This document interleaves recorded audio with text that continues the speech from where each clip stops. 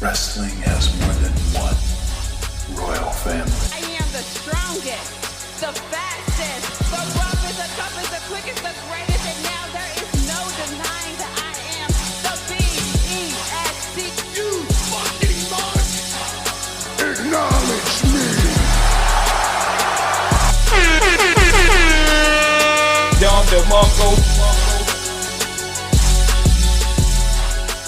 I think first I want to go over Stand and Deliver for a little bit because honestly, I mean it ain't like a whole lot really to take away. I mean it was some really good matches at Stand and Deliver.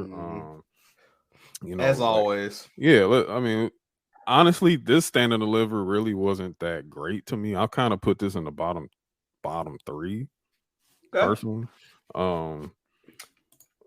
Just to go over like what happened, you know. So one of the matches was actually moved to the pre-show. The Chase U University match was moved to the pre-show. You can kind of tell things was kind of out of order with this. Yeah, man, they ain't had time for that shit, man. Yeah, they didn't have time for it. And personally, I'm like, why didn't y'all just put this shit on TV this week? They should just put it on TV. I guess they wanted to get them their PLE bonus, which salute to that. But, yeah, man, get your Mania bag. I mean, get that raw shit out of here. Yeah, you know, and this was. I'm gonna say this, man. Duke Hudson took that ball and ran with it, bro. Yeah, he did. Also, can we call out the hilarity of like? There is like, if you ever want to get bored, if you get bored and you just want to laugh, just look at Dave Meltzer, dog. It is the funniest shit in the world. Like, oh yeah, you know, Grizzly Young Veterans, they got tired of it. They requested their release. They're done with the company. Oh yeah, there's nowhere they're coming back. They've given their goodbyes, and then literally, they were at the Level Up tapings. Like what? Like, you can't make this shit up, bro. Oh, they were? Yeah, like yeah. Yeah, they ain't going. Oh wow! They might get called up. To be honest with you, I'm saying, like, oh wow! See that's what I was about to say after this, because I was gonna say like, yeah, you know, they defeated them, and then after that, you know, the Grizzled Young Veterans requested their release, but now we're learning that they were at Level Up taping. So it's like, what is it? Uchiwali? Is it One Mic?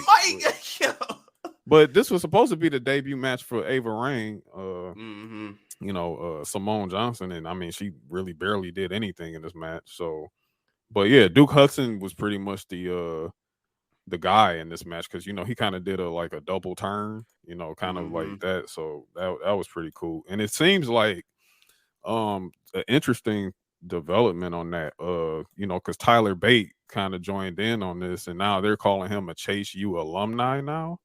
So yeah, in a sense, I'm like, is Tyler Bate about to come up or not? Like, I don't know. So I'm gonna see. I wouldn't be surprised if he gets called up, but I also think that there's a few names with this whole process that I wouldn't be surprised if they kept on some, like, let's just keep them like here because it just brings in viewership for NXT. Like, all right, like when they had Finn down there, as long as they did, people were going to tune in for Finn. You know what I'm saying? I think he's a part of one of those names. Like, if you keep down there, it makes the sense. But yeah, bro, but he is NXT though. Exactly. Finn, that's Finn, like Finn, Gargano, Cole, like, you know, Dunn, Pete Dunn, and and then Tyler Bate too. Tyler Bate, big strong boy. Yeah. So yeah, AJ, if you check the private chat, I just sent you a link, and you can click that and you can share that to the screen, brother. And I want you to tell me what you see from the April 7th NXT Level Up, bro, in clear 4K HD. Oh wow, yeah, that's definitely the dyad with their people. The shizzle with the skill. Yeah, that's so, 4K. 4K. That's them right there. Shout out Dave fucking Meltzer. Wow. Oh yeah, they're gone. They're gone. He got them Chris Broussard sauces now, nigga. That's what he got them sauces. Now I'm be real with you. If they 100% were like, look, we're getting tired of this shit. Okay, cool. That's one thing, but to say that they were fucking they still there with the schism. They were That's granted the their like, release. They were granted their release. Then he doubled back and was like, well, it's 50-50 right now. Like, nigga, all what? right. Yeah, okay, Nelson. Yeah, what a joke. Shit. So that was that match. Yeah, Right. wow. Okay, so that changes things. Yeah. In a surprise match, in a surprise outcome, Indy Hartwell is your new NXT Women's Champion. This is kind of skeptical to me because I'm like, well, what was the point of putting Roxanne in this fucking match? Because I'm like, y'all, it's kind of like y'all got Roxanne looking dumb as shit. Like, Weird booking. that's some weird booking there. Like, y'all might as well, y'all stripped her of the title, and then like she comes back, which was a pretty good segment between her and Sean. It really was. And then you end up putting the title on Indy Hartwell. And in a sense, I'm like, okay, I think y'all giving it to Indy because she's been down there for so fucking long, but Indy's not better than anyone that was in that match. I have an answer for that, and it's stupid. And then on top of that, go ahead. She has to win it via the way. Like, why are we doing like Dexter Loomis? Why is Dexter Loomis popping up in a women's match to help Indy win the fucking title? Like, what are we doing? Do you mind going over the participants in that match for me? Okay, sure, I got you. And we have Zoe Starks, Gigi Dolan, Lyra Valkyria, and Tiffany Stratton. Okay, along with Roxanne Perez and Indy Hartwell. Okay, so let me start by saying this. Lyra Valkyria, wherever her shit is, like I know she's changed her name a couple times. She's the future, but not yet, right? Not yet. No. Not yet. Okay. Tiffany Stratton is next up. Tiffany Stratton, but not personally, shit. I had Tiffany Stratton winning this, and I think a lot of people had Tiffany Stratton winning. Not shit. Okay. And then you said we had Zoe Stark. Main roster call up to me. Like, she just breeds main roster heel. All right. We'll talk about that later. And then you have Roxanne Perez. You had Gigi Dolan. And JC Jane returned during this storyline. So that's not going to happen. So, yeah. So you're left with Indy Hartwell and Roxanne Perez.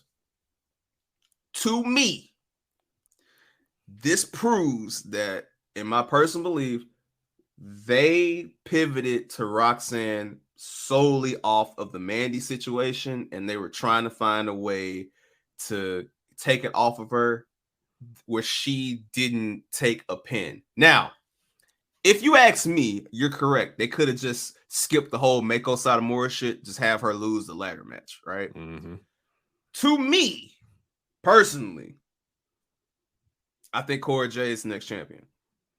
Based off of her return this week, based off of the fact that you can run Cora screwing Roxanne over until Roxanne gets that win where she, has that moment where she finally beats her biggest challenge, which has been Cora Jade, because they have that whole Kevin Owens, Sami Zayn feud going back to the Indies. Like, I think you're going to get their rivalry renewed, but in a different way this summer.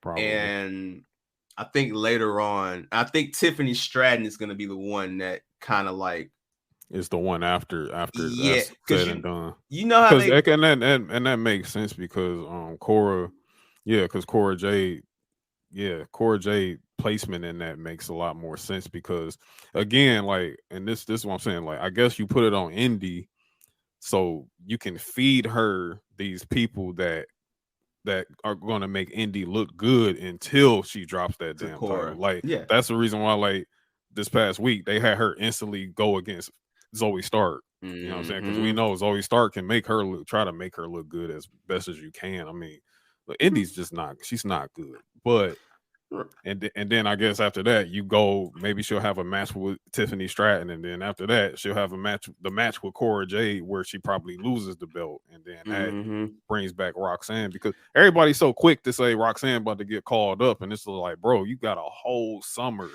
She's another name that I think if you call her up now, you run the risk of you ruining her potential. I think you hold off on her for another. I'm not gonna say another year, but I say for the whole summer. I think you hold off on her, because even if you do some wonky shit in the draft, like you move Bailey to NXT, you give them a whole feud. You know what I'm saying? Like there's so much you can still do with Roxanne. I don't think they've even tapped the potential with her. So I think her, Cora, Tiffany Stratton, GG, JC, like you still have so much time for them.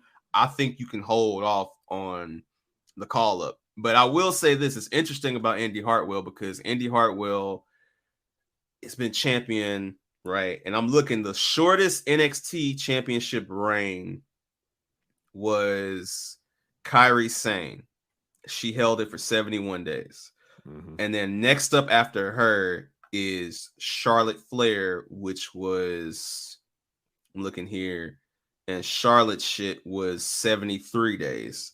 So realistically, man, I think we're going to start getting to an era with NXT where we're not going to see these women champions that hold it for the 200 and 100 days that we're like so Mandy used Rose. to seeing. Hell no. Yeah, no, not like Mandy Rose. Hell no. But I'm just saying, just even like how Sasha held her shit for like 200 days and Ember Moon was like 140 days. I think those days aren't going to be as frequent. I think you're going to see shorter reigns. And I think you kick that off with an Indy Hartwell to show like, hey, we're going to give people opportunities, but that whole super long champion shit. Yeah, I don't expect Indy to be champion that long at all. Indy will be champion. I think by her third series, she's done. Like, and like I said, that depends on who that is. Like, like I'm saying, like next will probably be Tiffany Stratton. Then after that would be like, then you get the Cora Jade, and then it's like over. You know what I'm saying? Then it's probably over then. So that I see that. I mean, it was just strange, like how it went. But I mean, kudos to Indy Hartwell for finally getting. Oh yeah, no. But it's one of those things, man. We've watched the product so long that we can kind of guess. Like this is why they listen to Midcarders and Catering. Like we put these scenarios together, right? But it's also like, damn, my nigga, you could have went this another way. You know what I'm saying? Yeah. So next up, this is Ant. The Ant is really like, okay, so me and Ant both did our own predictions, but Ant, you know, he got this one right. Gallus ends up winning. They end up winning the tag team. I mean, the NXT tag team champ. They end up retaining it. And you know, looking at it, I mean, the Creeds. I kind of didn't see the Creeds. I don't see the Creeds winning the tag team championships again, honestly, because they don't have to. They don't really have to. And then I'm sorry, Mark Coffey. Yeah, Mark Coffey. Oh wait, Joe Coffey. Joe Coffey returns. Mark is the one to tag. Joe. Joe Coffey returns, and he kind of helps them win. So that was that. The match of the night by far was the 5-man tag. It was Wesley, Axiom, Dragon Lee, Ilya Dragunov, JD McDonough. 5-man challenge, man, for the 805 way. Listen, man, what a way to keep Wesley strong, and what a way to he looked great in this match. Axiom looked great. Axiom is my boy. Dragon Lee actually was playing it slow. He was playing it slow and still was looking like a dog. Ilya Dragunov, the guy. Ilya Dragunov. I was telling people, I said Dragunov is real. This motherfucker is real. You know what I'm saying? Like went crazy. JD a star. But he was cannon fodder. Everybody was fucking up JD in this. That's what I be loving about when they played his part. Remember they did what's that challenge match they did at the end of the year last year? It was Deadline. like the Deadline. Yeah. Remember the Deadline challenge? Everybody was trying to fuck him up too. The Iron Survivor challenge. Yeah. Remember when Axiom like locked the door? Put the beats on his ass. Yeah. New Hunico. Yeah, Axiom was that guy. Dog, all 5 are stars. Dragon Lee has I didn't know what they were gonna do with his presentation, but the slow motion shit is so. I think they botched his entrance a little. A little I think bit. they did. They botched it a little bit, but it still came out very clean. Like his Amazing. presentation was like amazing. Wesley's presentation was like off the chain. Came out with some new gear. Like this match right here goes to show you just how much stock they actually are putting into Wesley. Like Wesley is not some transitional guy. Like they really like using Wesley and all of his abilities like through and through. Like they really, really have a lot of confidence in him. They are showing how deep their roster is, man. Like they got the best mid card in the game right now. Oh yeah, NXT's mid card. Yeah, nobody's messing NXT's mid card. That's their strong. That's the strongest part of NXT. Because right even fucking guys that's on the outside looking in, you know, Zion Quinn, Odyssey Jones, fucking Damon Kemp, Damon Kemp, nigga. What's my man's name? The Chinese dude, Boa. Fuck, it's gonna come to me later. But yeah, they just deep, bro. Yeah, they just deep. Like you can't fuck with that. They went crazy, man. This match was really, really fun. Axiom is a guy. Oh, Axiom, like seriously, I really hope that they. I mean, it looks like they got some story development coming with Axiom, because of what happened this past week on NXT. He fucked scripts up, but hey, man, hey, I need that mask versus mask match, man. Yeah, like it's funny how we all know who both of them niggas is. Like we know that's A Kid and we know that's Reggie. A Kid and you know that's Reggie. Yeah. Mask versus mask match, man. Fuck it. Let's go. But I think Axiom, even in that sense, like Axiom would probably win that because I see Axiom being like a merch assassin, like later on down the line, just like with Dragon Lee. You know what I'm saying? Like those are the kids right there. Hey, like, man, let me the tell you kids ain't gonna give a shit about scripts, bro. Like I'm sorry. Hey, let me tell you something, man. Ant.P probably gonna agree with me on this, man. Hey, bro, bring back the Cruiserweight Classic, man. Fuck it. We here. I don't think they ever bringing that back. I mean, they can bring back the classic, and you know what? They can do it with a cup. Like, don't do it with the Cruiserweight Championship. Do a cup. Do a cup. Well, like, I can fuck with that. If you watch Tuesday, they about to bring a cup back. Yeah, so, I'll take do a cup. The Heritage Cup is coming back. Yeah, because Noam Dar returned on NXT. So he brought so the Heritage Cup is probably coming back. Yeah, I am not a Noam Dar fan. I'm not either, but the cup, if he's going to be the segue into bringing back a Heritage Cup for the CWC, I'll take it. You know what I'm saying? Like that cup is perfect for you. Not finna beat Wesley, but here, nigga, like you know what I'm saying? Exactly. Exactly. Like that's exactly how I feel. Yeah. Unless you Dragon Lee, that's the only way. Yeah. You know what I'm saying? Like, nigga, as much as I want Wesley to win, like, bro, I've been on Dragon Lee since I watched him and Hiromu Takashi. I think that's how you say his name. I'm tired, but Hiromu from Los Ingobernables in New Japan. In New Japan. Back when him, Hiromu, Kushida, Taiji Ishimori were putting on bangers. Yeah, and the Super Juniors, right? Man. They was going crazy back then. Crazy. CTE. Dragon Lee, man, he's special. That kid is special, man. That guy, man. And he's only 25. Bro, he's the youngest, but he's better. He's better than his real brother, Roosh. Yeah. He's better than his symbolic brother Andrade. Like, bro, he's the one. Yeah, Dragon Lee is he's the one. They got the right one. That is the closest you're gonna get to Ray, bro. Him. He's the closest, bro. Yeah, I definitely agree there. So after that, Johnny Gargano defeats Grayson Waller to nobody's surprise. It was a fun match, funny match. However, you know, they had Quill out there with no headphones on, like in the stadium.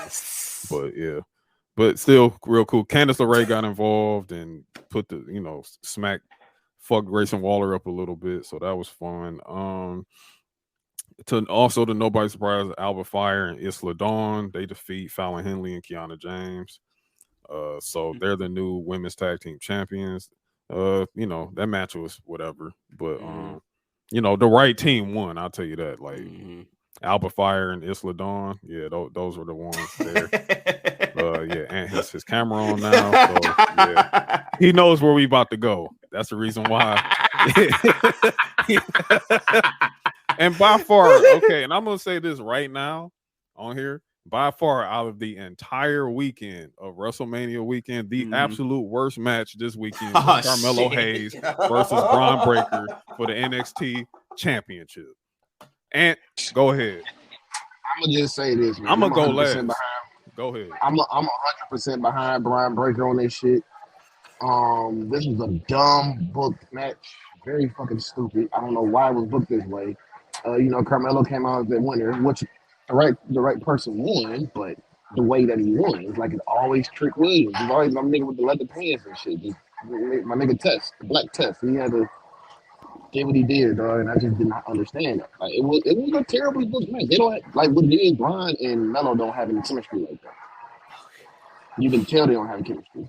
And but you're not. Hold on, wait, Ant, because Carmelo's 0-2 right now. But go ahead, continue. I'm gonna tell you why. Go ahead. When it comes to these big matches, man, it's like Carmelo doesn't have it, and it's looking like I'm looking at it like what Carmelo has right now. He just reminded me like of a bully on Family Matters or some shit right now, dog. Like it's just corny. Like it's corny. This I'm him shit is corny. The him era, like I ain't trying to hear all that shit, man. Like, bro, just yeah, man. I'm sorry, dog. I know that's your man, bro. If you really him, then why are you not showing me that you him? Why do you have to use another him to try to say that you him? But go ahead, continue. It's just it don't make sense to me, dog. Like, I feel like Brian turned for a good fucking reason. I don't think Brian's a heel. Brian's a face right now. He's still a face. He just whooped their ass. He's a heel. No, he's a heel. He's a heel. He's a heel. He's a heel. He's a fucking heel. I consider him a face. In your universe, he's a face. I understand. I can understand why you would say he's a face, but continue. Like I said, I'm going last. All right. I don't know, man. I just have one. I would take Wesley. Wesley. I would take Wesley over Melo at this point. Okay. I have one question, and y'all feel free to answer this because I have to play the advocate here. All right. Oh, wait, time out. If you gave Wesley Carmelo's personality, complete package. Continue. Okay. I just want to know, my brothers, what is the difference between Trick Williams and Solo Sikoa? There's a huge difference. And listen, let me difference. Let me explain. Okay. Because I understand where you're coming from of wanting to see Carmelo just do this shit on his own, no interference, prove that you are him. Because we have seen Roman do this, right? However, we also seen in Roman's biggest moments that Samoan Spike saved the goddamn day. So I'm just wondering, you know, I don't want to be like my dog Finesse 2 times. Like it's cool when they do it, it's a problem when I do it. I just want you guys to tell me, and for the fans out there, what's the difference between Trick Williams and Solo Sikoa? The floor is yours, my brother Turbo. This is the difference between Solo Sikoa and Trick Williams. For one, Solo Sikoa can actually wrestle. That's number one overall. Number two, Solo Sikoa is also a part of the biggest faction in the entire industry right now, the Bloodline. So that's another one. Like, he's Teflon in that shit, bro. That's two. Number three, Roman Reigns is a fucking heel. Okay, he's a heel. He's not over here doing a double turn babyface type thing. Yes, Roman was getting fucking cheered, but at the same time, Roman's a bad guy. You know what I'm saying? So, like, yeah, Solo's the enforcer of the Bloodline. So that's his position. That's his role. I expect that from Solo. That's Solo. That's what he's supposed to do. You know what I'm saying? Trick Williams, on the other hand, Trick Williams is literally Carmelo's weed carrier, bro. Trick Williams is a hype man. Okay. No, he's a weed carrier. Fuck that. Okay. And a height. Okay, sure. He's like So you guys, was Carmelo ever a face to y'all? Or was he always heel? No, he was always, to me, Carmelo was a heel / tweener. Okay. It wasn't until Okay. this thing with Braun where he started to look like a baby face. Okay. And where it was like he was a face when he had that 2004 Dipset track for his theme song and shit. Some nigga from Boston was rapping that. So that was on 10 when he was a face, when he slapped Adam Cole. That was early. Long time that ago. was Yeah. breakout tournament. That was that was basically breakout tournament Carmelo. Like that's like I ain't really count. I'm talking about in this character right here, the Carmelo that we've seen like go viral and shit like that. Like that Carmelo, no, he was a heel / tweener to me. Like the barbershop thing. Yeah, I was gonna say I can't root for no nigga that's cutting promos from the barbershop. I'm sorry. I'm sorry. I never thought the barbershop shit was cool. I never thought that shit was cool. I'm sorry. I never thought that shit was cool. The coolest part about Carmelo literally is been his interests. I mean, that was the like him hanging up people's banners of people that he beat and shit like that. Like that shit like that I can get behind. Like that's cool. Presentation, cool. Now, if y'all did this, what was the whole point of having them do this whole dudes being guys being dudes thing, for they build up? That's number one. Number two, how I said Carmelo's 0-2. I say he's 0-2 now in terms of like we was looking forward to seeing some wild shit. What he did with Apollo a few months, like that was some bullshit. That shit was ass. That 2 out of 3 falls was garbage as fuck. Okay. I'm cutting you off respectfully to say I do feel like both Braun and Melo have been casualties of some of this wonky booking, because Braun Breaker, a heel Braun Breaker has been long overdue, in my opinion. Long fucking overdue. The fans stopped cheering this motherfucker. They wanted the title off him because he held it too long. Like I think that shit was long overdue. But also, I don't want to see Braun out there, the same Braun Breaker saying, "Hey, if you want a friend, go get a damn dog." I don't need this motherfucker being buddy with people. Like when he was buddy with Apollo Crews, that shit was weird. When he did this whole I respect you. No, I respect you. Let the best man win. Yeah. This shit the last 4 weeks with Melo, like something had to give, man. But that was your whole build. So it's the problem. I need him to go full Scott Steiner. It's about damn time. Like, yeah. I mean, okay, that's cool. Like, fine. But the thing is, like, if you wanted him to do that, why the fuck y'all have him hand Carmelo the belt at the fucking end of the match? He should have been pissed at the end of that match. Yeah, he should have whooped his ass. He should have been whooping him and Trick's ass right there and stand and deliver. And something he should have he should have threw the belt. He should have threw the belt right on top of Carmelo's lifeless body and walked right the fuck out of there. Bro, I'll be pissed if Carmelo shows up next week because Braun spared the fuck out of him. I'm gonna keep it real with you, bro. Something tells me they wanted to get Braun heel before they call him up. I mean, I think the way y'all did it. Yeah. Bullshit. I think they wanted to keep people invested in NXT TV until that happens. But again, it's a reoccurring thing, like we're saying with the very first match on the card to this. Like, you got the right idea. It's just the execution of the idea. Executed like some bullshit. Yeah. Like and I said this shit. Like I said, and I've been saying this shit for a week. I said the only way this shit, like Carmelo is a legitimate win versus Braun, is if he does not utilize any Trick Williams in this shit whatsoever. As soon as I saw Trick Williams walking with his ass to that fucking ring and stand and deliver, I said, yeah, this is going to be some bullshit. You know what, though? I knew it as soon. I was like, this is some bullshit. You know what the thing is about them, too? It's because I've seen it so much now, I'm not even surprised at it. And it doesn't even irk. I get why it irks you. I'm not saying that you shouldn't be mad. No, I wasn't mad, but I'm just like, I expected it. I'm like, I expect this shit. Like, I'm like, shit. How are you, and then how are you winning this match and calling yourself, this is the him, I'm him, this is the him era? Like, you're not him. You have to use Trick again. To me, to me, it's like, to me, I feel like they're somewhat doing their job, but also this works better if Trick is better. Because I'm gonna give you an example. When Eddie and Chavo did this shit, at least Chavo was still Decent. Chavo. Yeah, Cruiserweight Chavo. legend Chavo. You feel me? Like, so I get it. And you know, with Roman and Solo has always from day one been presented as this tough motherfucker. You know what I'm saying? So Don't it say works. more than 2 words. You know what I'm saying? It just, yeah, just you know what I'm saying? Arms folded. Arms folded. Position.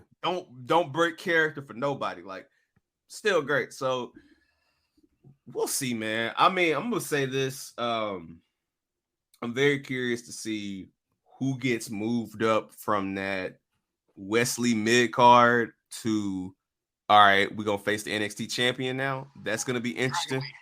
Well, he got announced for the number 1 contender already.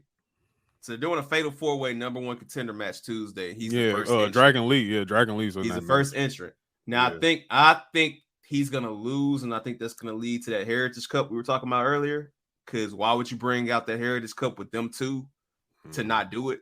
So I think him, Axiom, Noam Dar, and a couple other guys are gonna be involved in that. I mean, I don't think Mello and JD have had their true one-on-one, no interruption, you know, like meaningful match yet. So it's a lot of possibilities, man, but they got to do better with some of this execution, man. Road Dogg and Sean got to come up. Well, now Road Dogg ain't even part of shit. It's just Sean. No, yeah, Sean got to come up with better execution than yeah, that was type terrible, bro. That was like that was ungood. And then like Braun, and then you know you say you got Braun looking stupid, you know, then he finally breaks on NXT. And it's just like, dog, this shit should have happened 2 days ago. Hey, can we say Brian Breaker has the best spear in the game right now? Oh yeah, he it's up there. I think Roman's still number 1, but I think Roman still got the best. Yeah, Roman still got the best. You know why? Because when Roman hits you with that shit, it's like, oh, that shit over with. Roman shit look like poetry, bro. Yeah, like, that shit look like poetry. Like when he speared Cody, Bronze looks like violence, and I like violence, but bro, like he just started body into you, like, you know what I'm saying? But He dangling. But yeah, I still think for cinematic purposes, I still think Roman has the best spear right now. I will say this though, there's always been this weird thing with Braun, dude. Even going back to last year, because remember last year Stand and Deliver, he lost to Ziggler, but then he lost to Ziggler and then won it back on Monday Night Raw. Like, yeah. I think they're trying to figure out a way of how when they call Braun up, how they're gonna present him, you know. And I think that if you do this heel shit and get him out of there, you know, whoever is champion, because I don't see him going after the IC title. Not as so long as Gunther's a champion, I don't see that shit for him. Well, I mean, if you put him on Raw, he's gonna be in the US title thing. Like he'll be in that picture because it's plenty ways to pad him into that situation. Unless what we talk about later, but we'll get to that later. But yeah, like you know, you can. You know, I ain't gonna blow the lead on that. But if you check the private chat, yeah, you know, yeah. So there's possibilities, but anywho, that was Stand and Deliver. So now we are finally tapping into WrestleMania. Let's get into night 1. Personally, from my viewpoint, best night. I think night 1 was the best night. But I mean night 2. Night two kind of like dragged in the beginning a little bit, but then it picked up towards the end. But yeah, night 1, John Cena phoned it in with Austin Theory. Oh, of course. I was completely surprised that because I mean, you hear it even in our rewatch. I was like, yo, like Austin Theory didn't even catch an AA. I was like, damn, and, you know. So like, yeah, it was cool. So Austin Theory finally has, you know, he can talk his shit. Like, yo, I beat John Cena. But I mean, I feel like there's a part of me that truly feels like John wanted to be either in that Logan Paul match, or he wanted to have that Mania match with Cody while he still could. And I think that once he realized, like, hey, the same way, you know, JBL and other guys put me over, I have to do the same shit. He kind of got along with it, but you could tell John was like, look, the jet fired up, bro. Yeah, let's get this shit over with. Let me go hang out with Vince when they sign this contract for Endeavor. Yeah. Let me go to that lounge with them and give a handshake to Ari, you know, so I can. Yeah. He was in the backstage, like showing hella love backstage. Look at Ant. Yeah, he was showing like I didn't seen a lot of pictures of like John backstage, like with Seth, talking with Cody. Part of me also thinks John got his match over with so he can make sure everybody else got a decent match time too. Yeah, that's like I think he wanted to start the night off and get that shit over with so that everybody the pacing of the show correct, so everybody has enough time. You know what I'm saying? So it don't feel like nobody else's matches were rushed. Because one thing I will say, I'll say this about both nights. Both nights flow time wise very well. They flow way better than last year. Honestly, night 2, because I remember we was sitting there watching night 2. I was like, yo, this night is flying by, bro. Yeah. I was like, damn, because night 1 definitely felt longer than night 2, but the pacing of it just went by really, really well. Austin Theory gets the win there. I think we all kind of share the same sentiment. Yeah, we all John phoned it in. So it is there.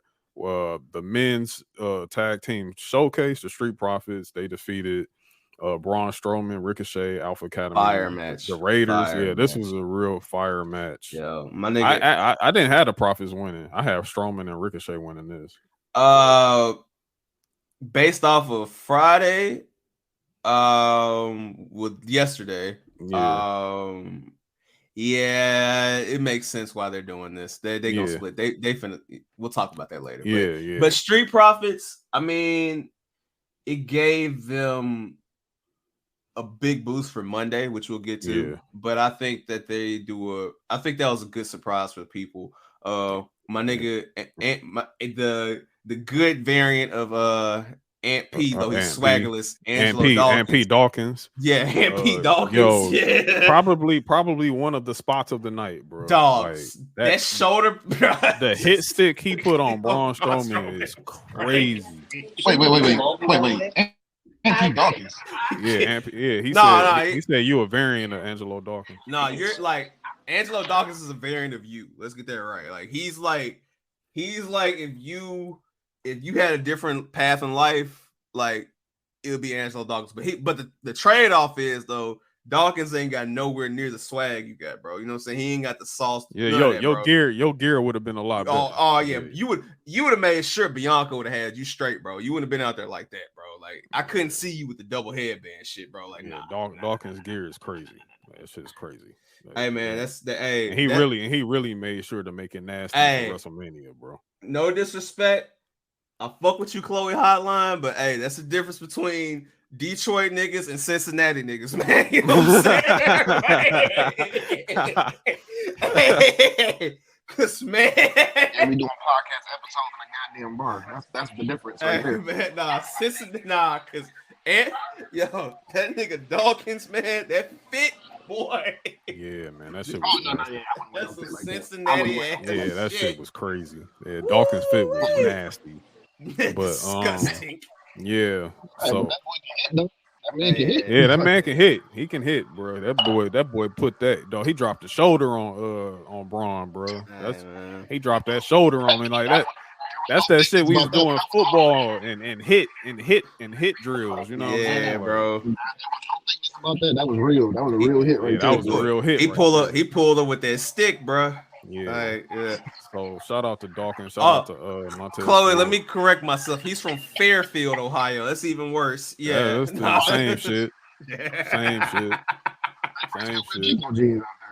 Huh? Oh shit. I still wear Jeepo jeans out there. Oh yeah. Yeah. We see why. Hey, the old fashioned hit right now. Yeah, I see. You could, bro. You could. That's funny as fuck. Oh man. But anywho, what's the next match? The next match, Seth Rollins defeats Logan Paul to nobody's surprise. Hey man, Seth was out there looking like Kirby and got that shit done, bro. Hey, shit was amazing. Logan Paul. Logan Paul. Yeah, Shout Logan out to- Paul. Shout out to KSI, you know what I'm saying? Making the cameo, him being in the suit, you know. Yeah, KSI's cameo. That shit was I didn't expect that. Like, cause I mean, you know, of course we was all like, you know, we had our jokes like, who's in the Prime suit, and then I didn't even know the Prime mascot would even get involved in this match, but that was really. I mean, it's WrestleMania, bro. Like, come on. Umar wasn't happy about that.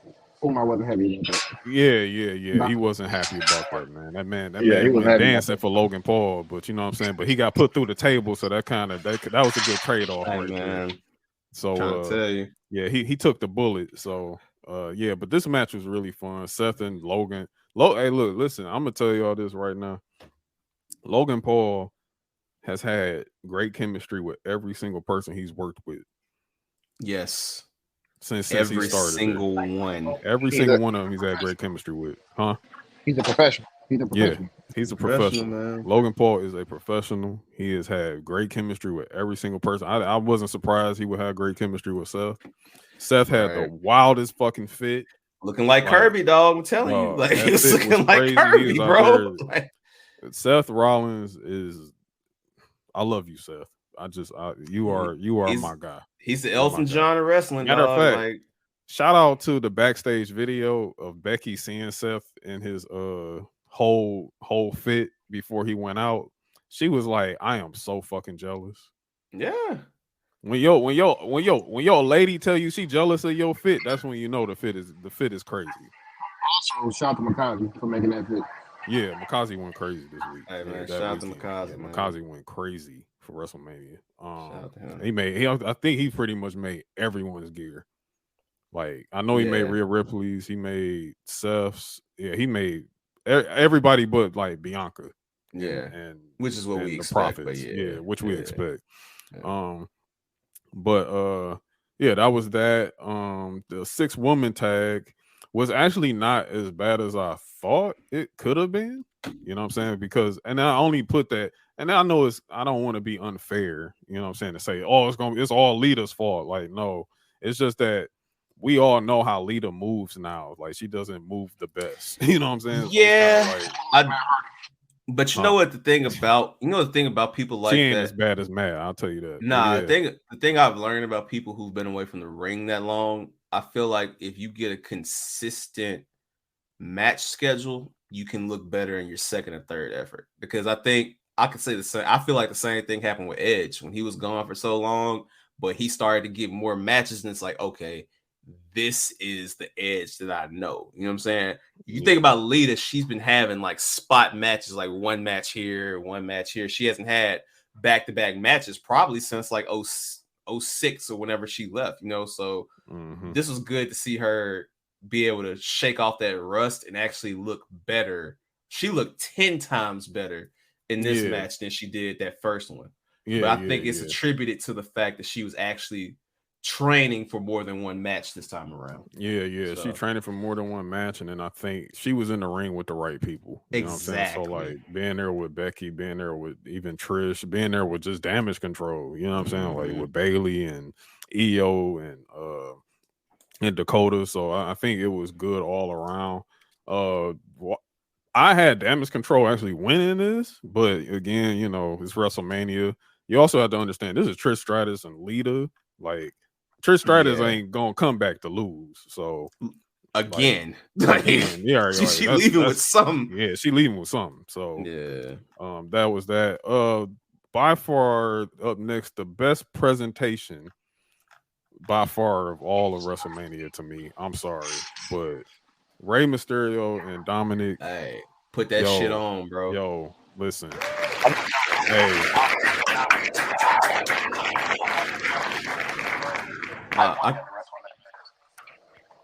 Say it again, Ant. Say it again. I wanted him to wrestle on that mask, dog. Dom. I mean, Dom wasn't gonna wrestle in that mask. But shout out to that callback on that mask. It was a callback to Halloween Havoc '97 with Yeah. Ray and Eddie. Yeah.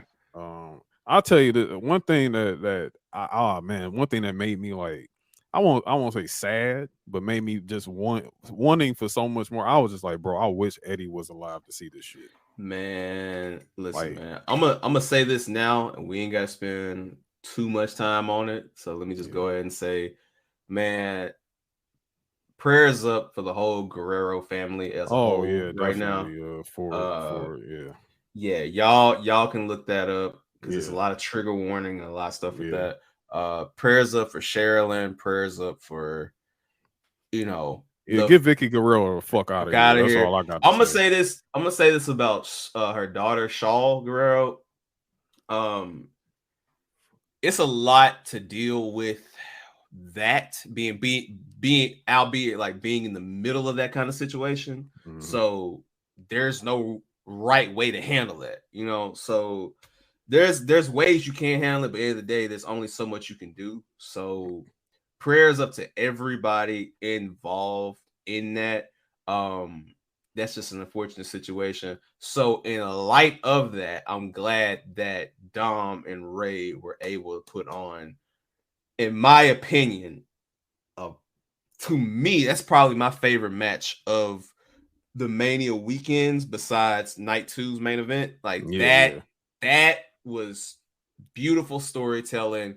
Yo, Ray coming out in the lowrider to with but Snoop. G thing. Shout out to Snoop was probably the MVP. Snoop and Michael Cole was probably the MVP of the whole fucking weekend, bro. Dog, Michael Cole cheering Ray on. Why he pulled that belt out and whooped that ass? Oh my god! Thank you. Oh my god! I popped. Shout out to Angie and what's his daughter's name? Aaliyah. Shout out to them for selling during this match the way they did. Yeah. They did all this without Rhea getting involved, which is great. Yeah. And the story that they're continuing to build off of this has been great as well. I mean, I think I know what we're gonna get in Puerto Rico. I think it's clear as day that we're gonna get Ray and Bad Bunny versus Dom and Priest. Yeah, I think so too.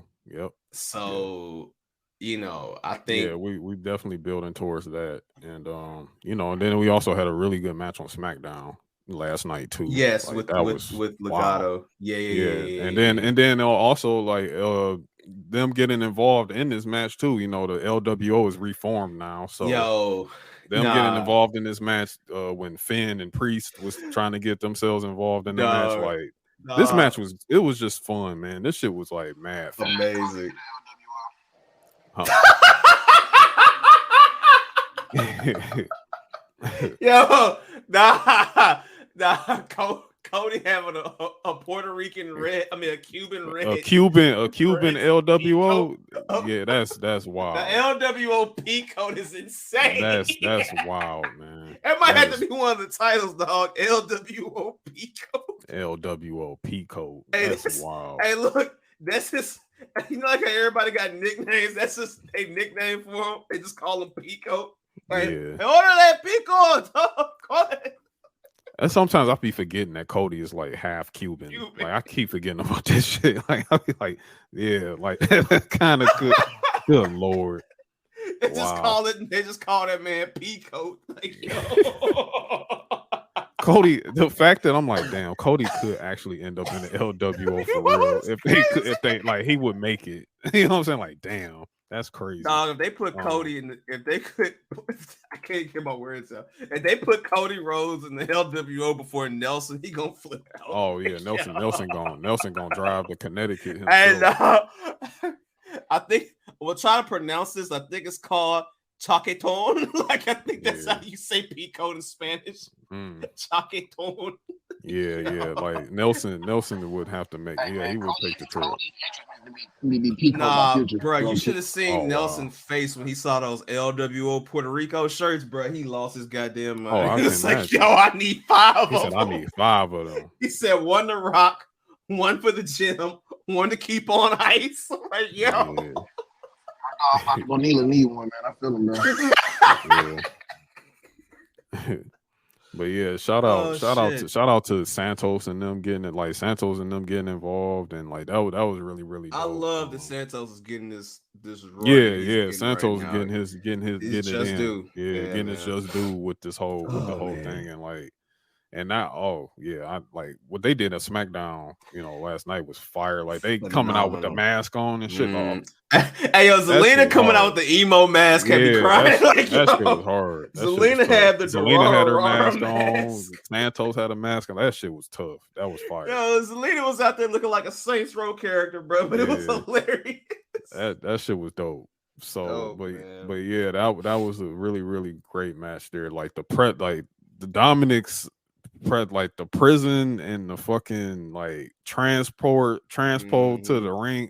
That shit was tough. I'm going to rewatch that match when I get off of here. Actually, that shit was tough. Up next, Rhea Ripley. The match of the night. Okay, like match of the night was absolutely 100% Rhea Ripley versus Charlotte. Oh man, what a fucking banger, bro! Like they did that shit. They did it. They tore it up like that. 6 stars from me. Like they tore that shit up, man. No, we were watching. We were like, what is it gonna take, bro? It took an avalanche riptide to defeat Charlotte clean. 1, 2, 3. I had Rhea winning this anyway. You know what I'm saying? I know Charlotte. Charlotte loses. She thought take some time off. So. Yeah, they were gonna do it. They would have done her a disservice to have her lose to Charlotte at Mania twice. Yeah, that's not. Yeah, no way. No fucking way. No way that was happening. So, definitely shout out to Rhea for getting that dub. And just looking forward to her. Seeing how her title reign goes now as SmackDown Women's Champion. I think it's going to go pretty solid. Especially coming off of, again, it seems like everything that was pushing things forward happened on SmackDown this past week. So I think that's was great. Of course we gotta have our sports entertainment segment. Yo, shout out to the Miz, another MVP of the weekend, for being the host, and he jobbed out. He had to job out with damn near 4 times. Jobbed out twice. Like fam. Jobbed out to Pat McAfee. He had to lose to McAfee antivirus. He had to lose to McAfee antivirus. Dog. Yeah. You know what? I'm gonna say this. Do y'all think the whole mystique of Pat McAfee is kind of over and done with in WWE? I think it's done. Logan Paul showed up. He's shown up too many times. Like, I think Pat McAfee is kind of like done here. Like personally, but I think the only thing that Pat could do is if he just got the ridiculous bag for like commentating. But here's the thing: one, we know he got his game day bag, so that's gonna start back up as soon as SummerSlam comes. And then number 2, I'm not gonna lie, pay attention to everything. Like, hey man, I know he got his basketball show coming, so salute to Ariel Helwani, but yeah, WWE is gonna keep a good rotation of media personalities going forward. They ain't just gonna have to rely on their own people like that no more. I think it's gonna be a good mixture of people. Now, you want to mention the MVP of media personalities? This might be jumping the gun, but since it's Miz and since we talking about this, man, real nigga of the weekend goes to Titus O'Neil, bro. Oh, Titus O'Neil is going crazy, bro. Titus O'Neil. Oh yeah. Hey, look. Hey, give me Titus on Mondays, bro. Please give me Titus on Mondays, please. Put Kevin Patrick to the side and give me Titus. Give me Titus, or give me Titus O'Neil. Like I need. Even if y'all go back to the 3-man, just give me. If you go to 3-man on Raw, I totally understand. Give me some Titus. Give me Titus O'Neil, bro. Hey, Titus O'Neil, and I feel like that kind of was a tryout. In a sense, I kind of think it was kind of a tryout. Hey, they may do some lineup changes with what we're gonna talk about at the end of the show, but But I don't think Wade Barrett is not going in. I think Wade Barrett and Cole are perfect together. He's stuck. Like I think Wade deserves to be there. I don't McAfee. Stay out of the. Could you imagine a movie with Vicky Joseph, Booker T, and Titus O'Neil? Oh my god. No, that couldn't happen. They'll cancel that show so fast. They'd be like, no. Booker T gonna slip up and say nigga. He'll be like, or they gonna be like, bruh, it's time. Like, nah, this is too much. This is too much. This is too much. It's gonna be like when they did the 3-man when they had Morrow and Nigel in the bro. It's gonna be that, but Super Saiyan. It's gonna be insane. Nah, we can't put Booker and Titus on the same. Man, come on, man. You know they not gonna have two niggas on commentary at the same But time. you gonna hear nothing but Shucky Ducky Quack Quack. Wow. And oh my god, call the police. Dog. And the Q barking too. They the put Q barking as well.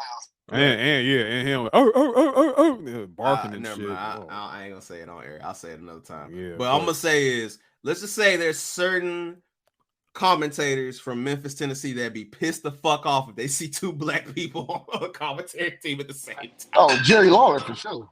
Yeah. Jerry Oh, Lawler. get Jerry, get Jerry up out of here. Yeah, I was like, we ain't gonna go there. We ain't gonna have to color money, nothing. Let's just keep it going. Night 2. Yeah. Night 1 main event. Night 1 main event. Night 1 main event. We're not done. Main event. Predictable, but yes. Yeah. Really, really. Okay, so this is the first tag team match to main event. WrestleMania since WrestleMania 2? One. Since 1. Hey, I don't want to ever hear, WWE don't care about tag team wrestling ever again. Please. Because they put that match above the match of the night. So don't hit me with the tag team wrestling is dead and because even if you feel that way, RK Bro never got that. Rock and Sock never got that. I don't think even if RK Bro was here, they wouldn't even get it. No, I'm saying you making my point. Yeah. Team Hell No never got that. When the Shield was at their peak, they never got that. They didn't get main because event. Because Shield and Evolution could have headlined the main event night, if you ask me. You know what I'm saying? Daniel Bryan. Of course, but I'm saying, of course. But my point is, that's a WrestleMania level main event. That's a once in a lifetime thing. They never got it. So for Kevin Owens and El Generico, Sami Zayn to rep PWG, to rep the Indies, and go from that to the main event of WrestleMania, you can't say nothing to that anymore. And keep in mind, last year's main event, you could say was Ronda Charlotte, but it really was KO and Stone Cold. This was the legitimate main event of WrestleMania, dog. Like, can't say nothing about them guys, man. Goats. They were absolutely and this match was like perfectly done. Like, shout out to the Usos. The same thing as Kevin said shout out to the Usos and the press conference. Yeah. Like, and that's 100% the truth. The Usos is the best tag team in the entire industry. They are the absolute best. They are the cornerstone of the best tag team. They're number one. Nobody's above the Usos, bro. Nobody. Not FTR, no one. And definitely shout out to the Briscoes. Because a lot of this match was, you can see a lot of it was dedicated to the Briscoes in that too. And they also dedicated the match to Mark Briscoe at the end. Yeah, they shouted out Mark because Jay passed away. Yeah, because of Jay passing away and everything, and everything like that. So definitely, like, that match, absolute poetry. Like, they gave, I think it was 3 haluva kicks to Jay. 3. Yeah, Jay took 3 haluva kicks. There was no Solo interference in this. It was just Solo don't get involved in petty affairs. Solo's not involved. Like, so the Usos, they lose clean, and the new undisputed tag team champions are Sami Zayn and Kevin Owens. So that was night 1. So night 2 kind of got off to like somewhat of a slow start. Honestly, like, we opened up with Brock Lesnar versus Omos. I mean, in a sense, you kind of see Brock Lesnar kind of dialed it in on this too, but he still won. But also he was selling for him. No, but he was selling. That's the thing about working with Brock. Unless you're Ambrose. Unless if Brock don't fuck with you, he not gonna sell you. Hey, Paul, if y'all ever watch that Paul Heyman shit, Paul will tell you, like, look, Paul has said verbatim, look, guys like this, they get this. Guys that do this, they get this. They get this. Exactly. And So like he delivered. He delivered for almost. It wasn't that long of a match, but he made almost look strong, and but he ends up going over at the end. So that was that match.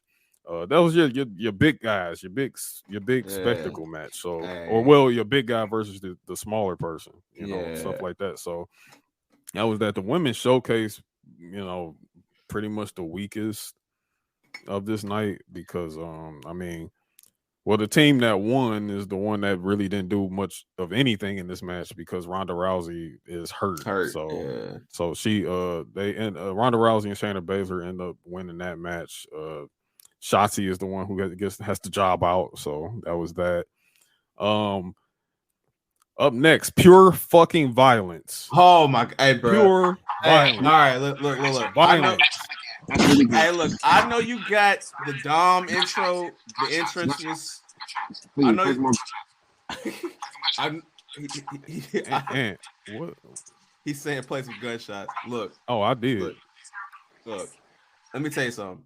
I know the Dominic entrance was great. I know the Rey Mysterio entrance was great.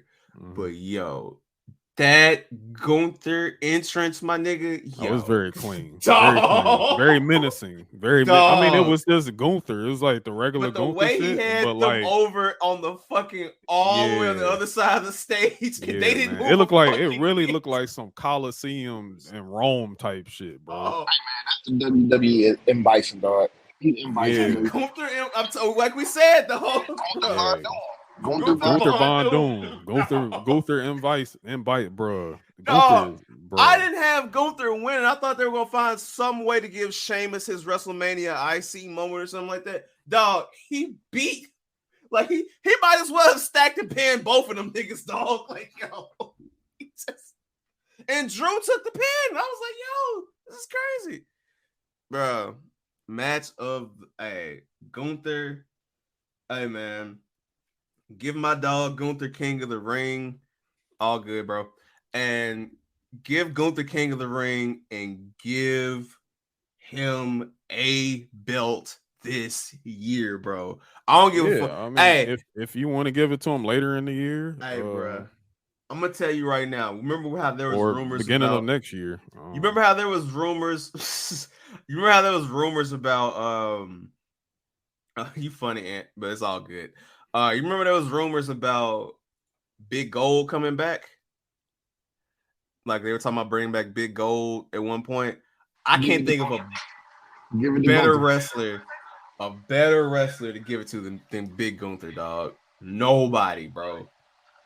Nobody. Hey, look, if you notice about Gunther, he can beat you with like 5 different moves, dog. Bruh, real shit. Y'all gonna laugh at this. Bro. I played WWE 2K for the first time in years a couple weeks ago, right? So I was getting my ass whooped because my young and my brother, he was whooping my ass, right? I ain't gonna hold you. Like he was doing his thing. So he picked Eddie Guerrero. I said, fuck this, I'm picking Gunther. So we have in the match, bro. I didn't even win with the symphony, none of that shit. Nigga, I beat Eddie Guerrero with a fucking Uranagi pin combo from Gunther, bro. Just how it would be in a real match. Or you can, Gunther would even, he would beat you with a shotgun drop kick. That's what I'm saying, bro. Kick the shit out you in your chest and send you halfway across the goddamn ring. He's the only person that can beat you with a power bomb, a sidewalk slam, a diving splash, a choke. A clothesline, elbows to the back of the neck. Elbows to the back of the neck. It's just brutal, man. Like Gunther is him. Gunther is really him, bro. Dog, when he beat Ciampa with a chop, I was like, this is the realest motherfucker.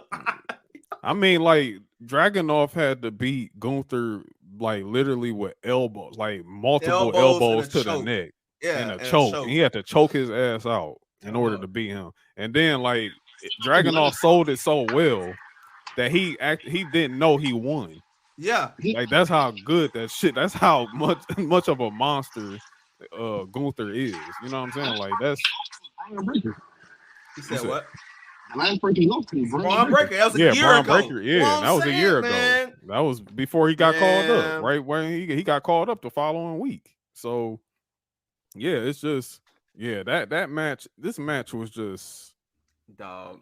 It was just fucking. This was violent. I'm gonna Like tell this y'all. match I'm gonna tell was y'all when fun. It was absolute fun to watch this shit. I'm gonna tell y'all when I knew Gunther was the dude.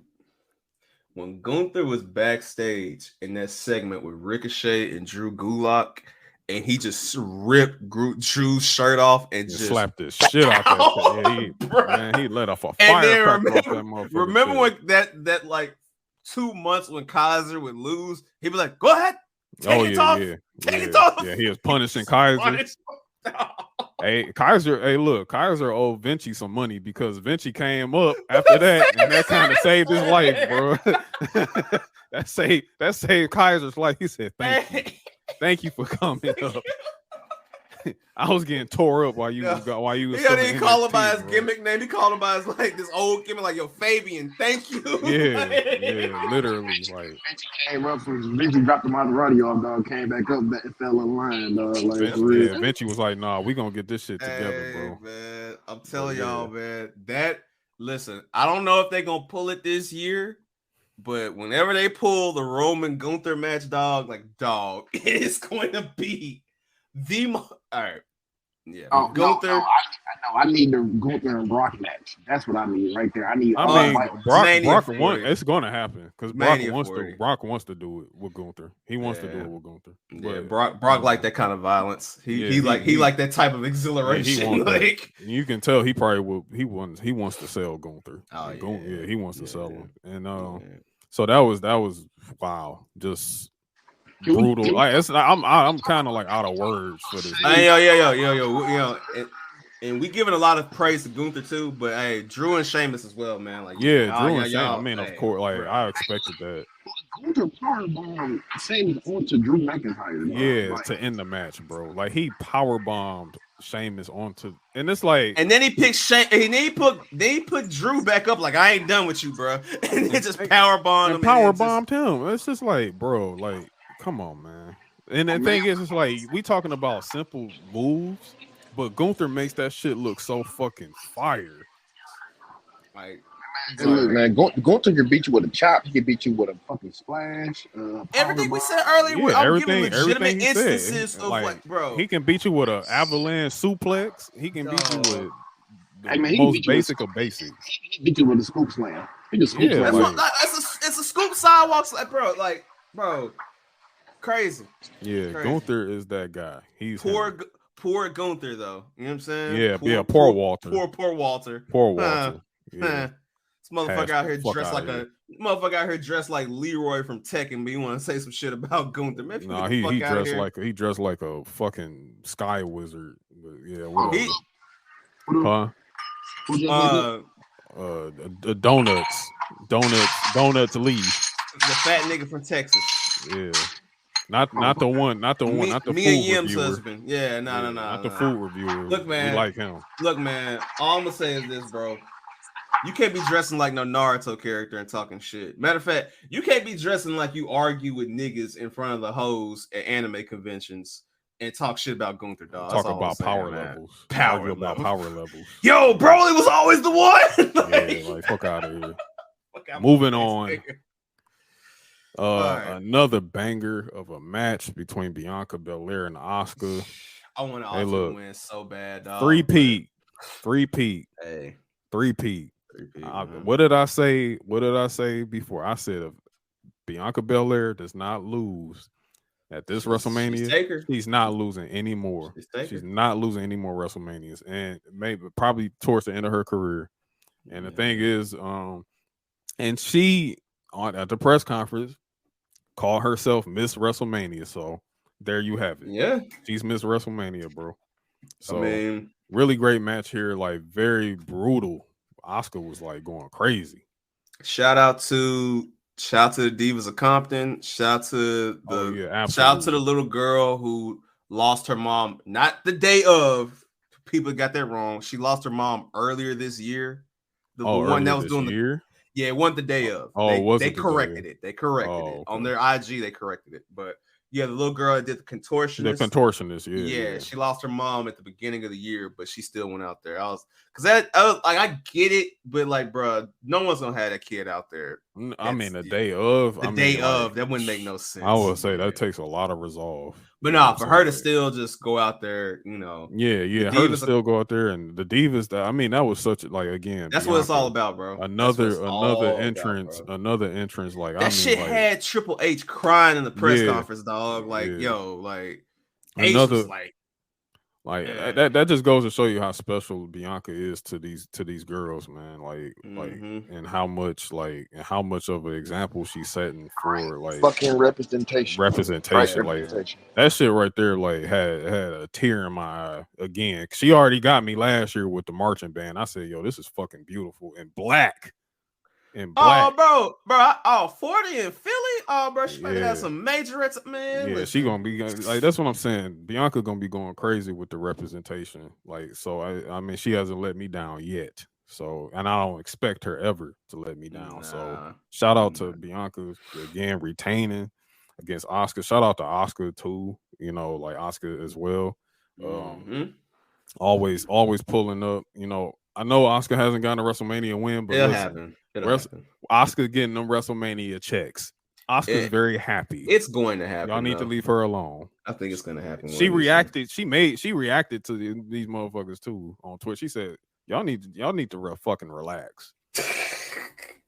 Nah, because I like my money. I'm having fun. That's when they start the narrative. Like, I mean, the same shit happened. We need to go Bayley. back to Japan. The same shit happened with Bayley. Like, oh man, like fam, Bayley is working, y'all, bro. Yeah, like, man.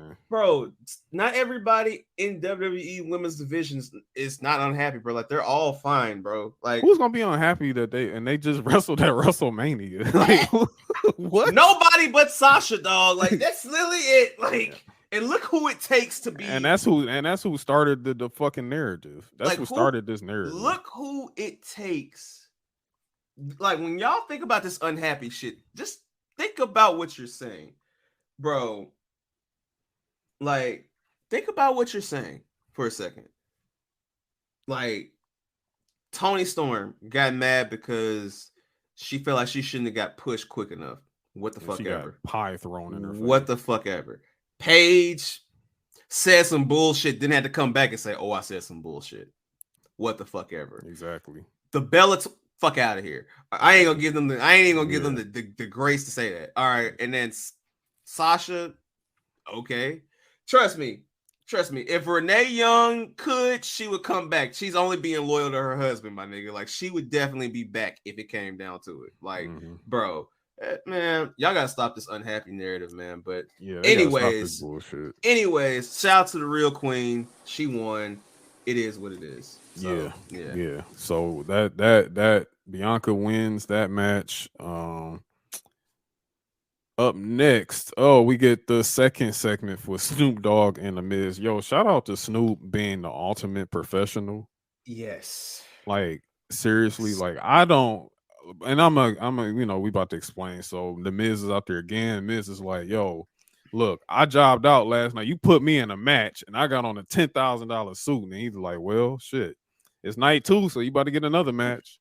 And then we get Shane McMahon. Here comes the money.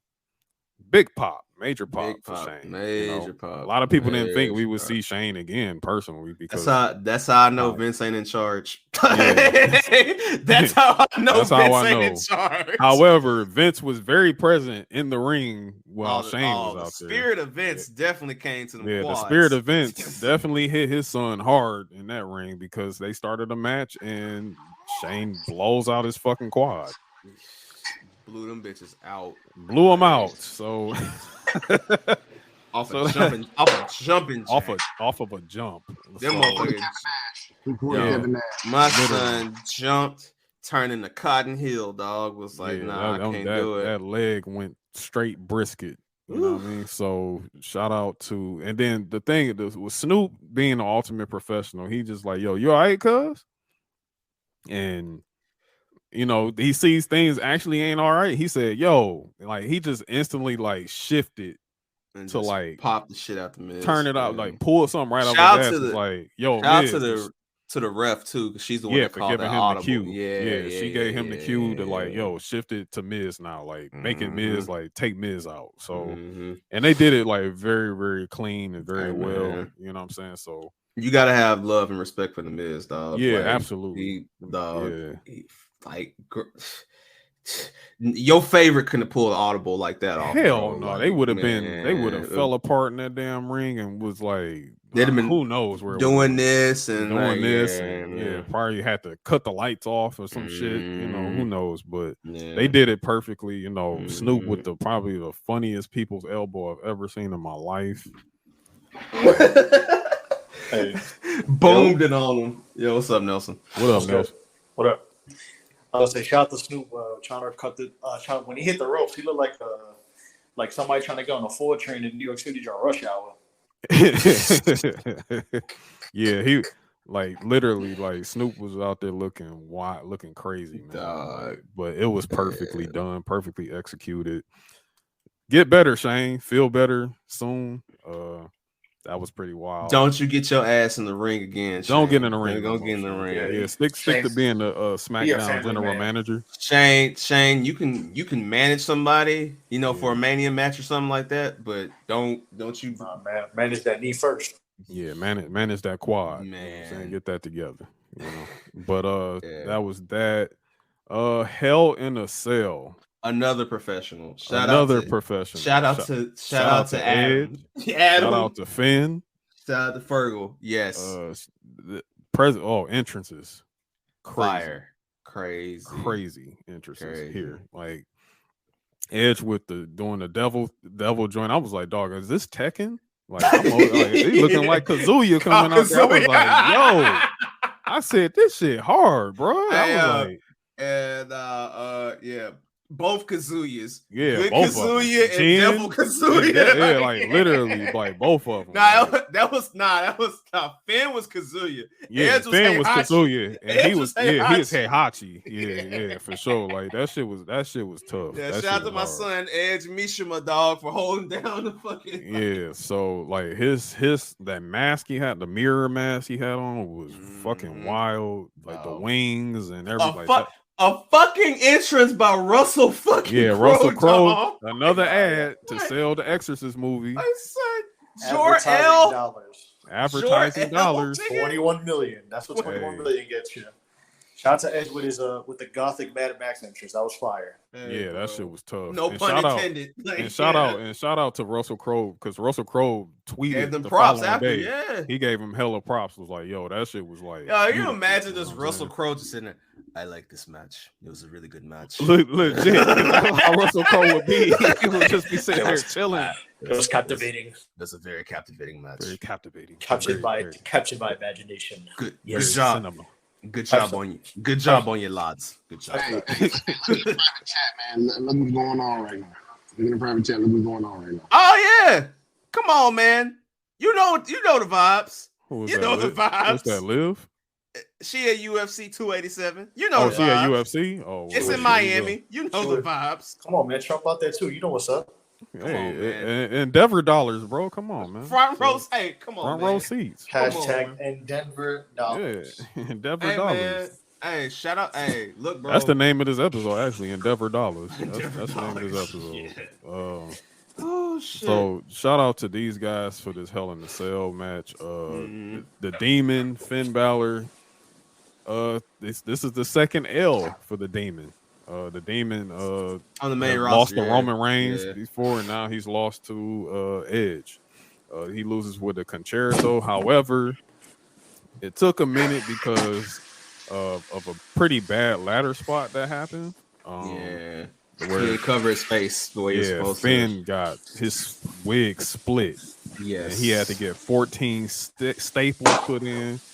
You know, Finn is a fucking nutcase. He's a machine. He's a machine and a nutcase because he also came in off of Nelson Mitchell Mike.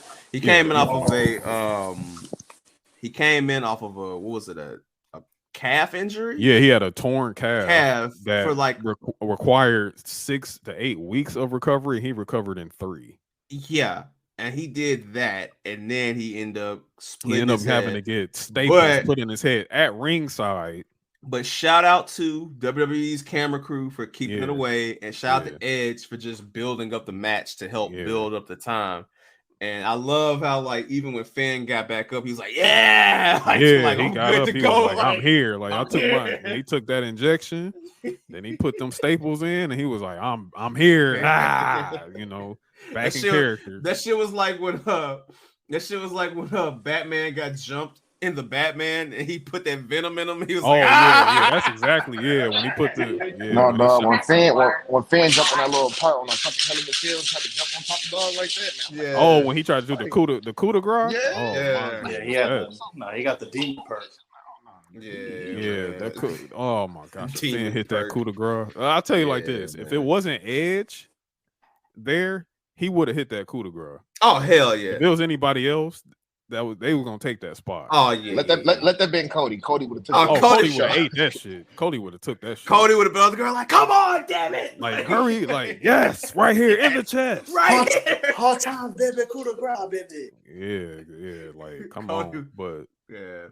Edge wins with the concerto. Honestly, I was like, at first I'm like, Edge didn't need this win, but I get like the last time, like Oh, he did. they've been putting the beats on Edge like all year. So. I think I'm too like, I guess. that they need to keep that demon character away and really focus on building Finn back up. But I think that's gonna come after what we talk about what happened Friday.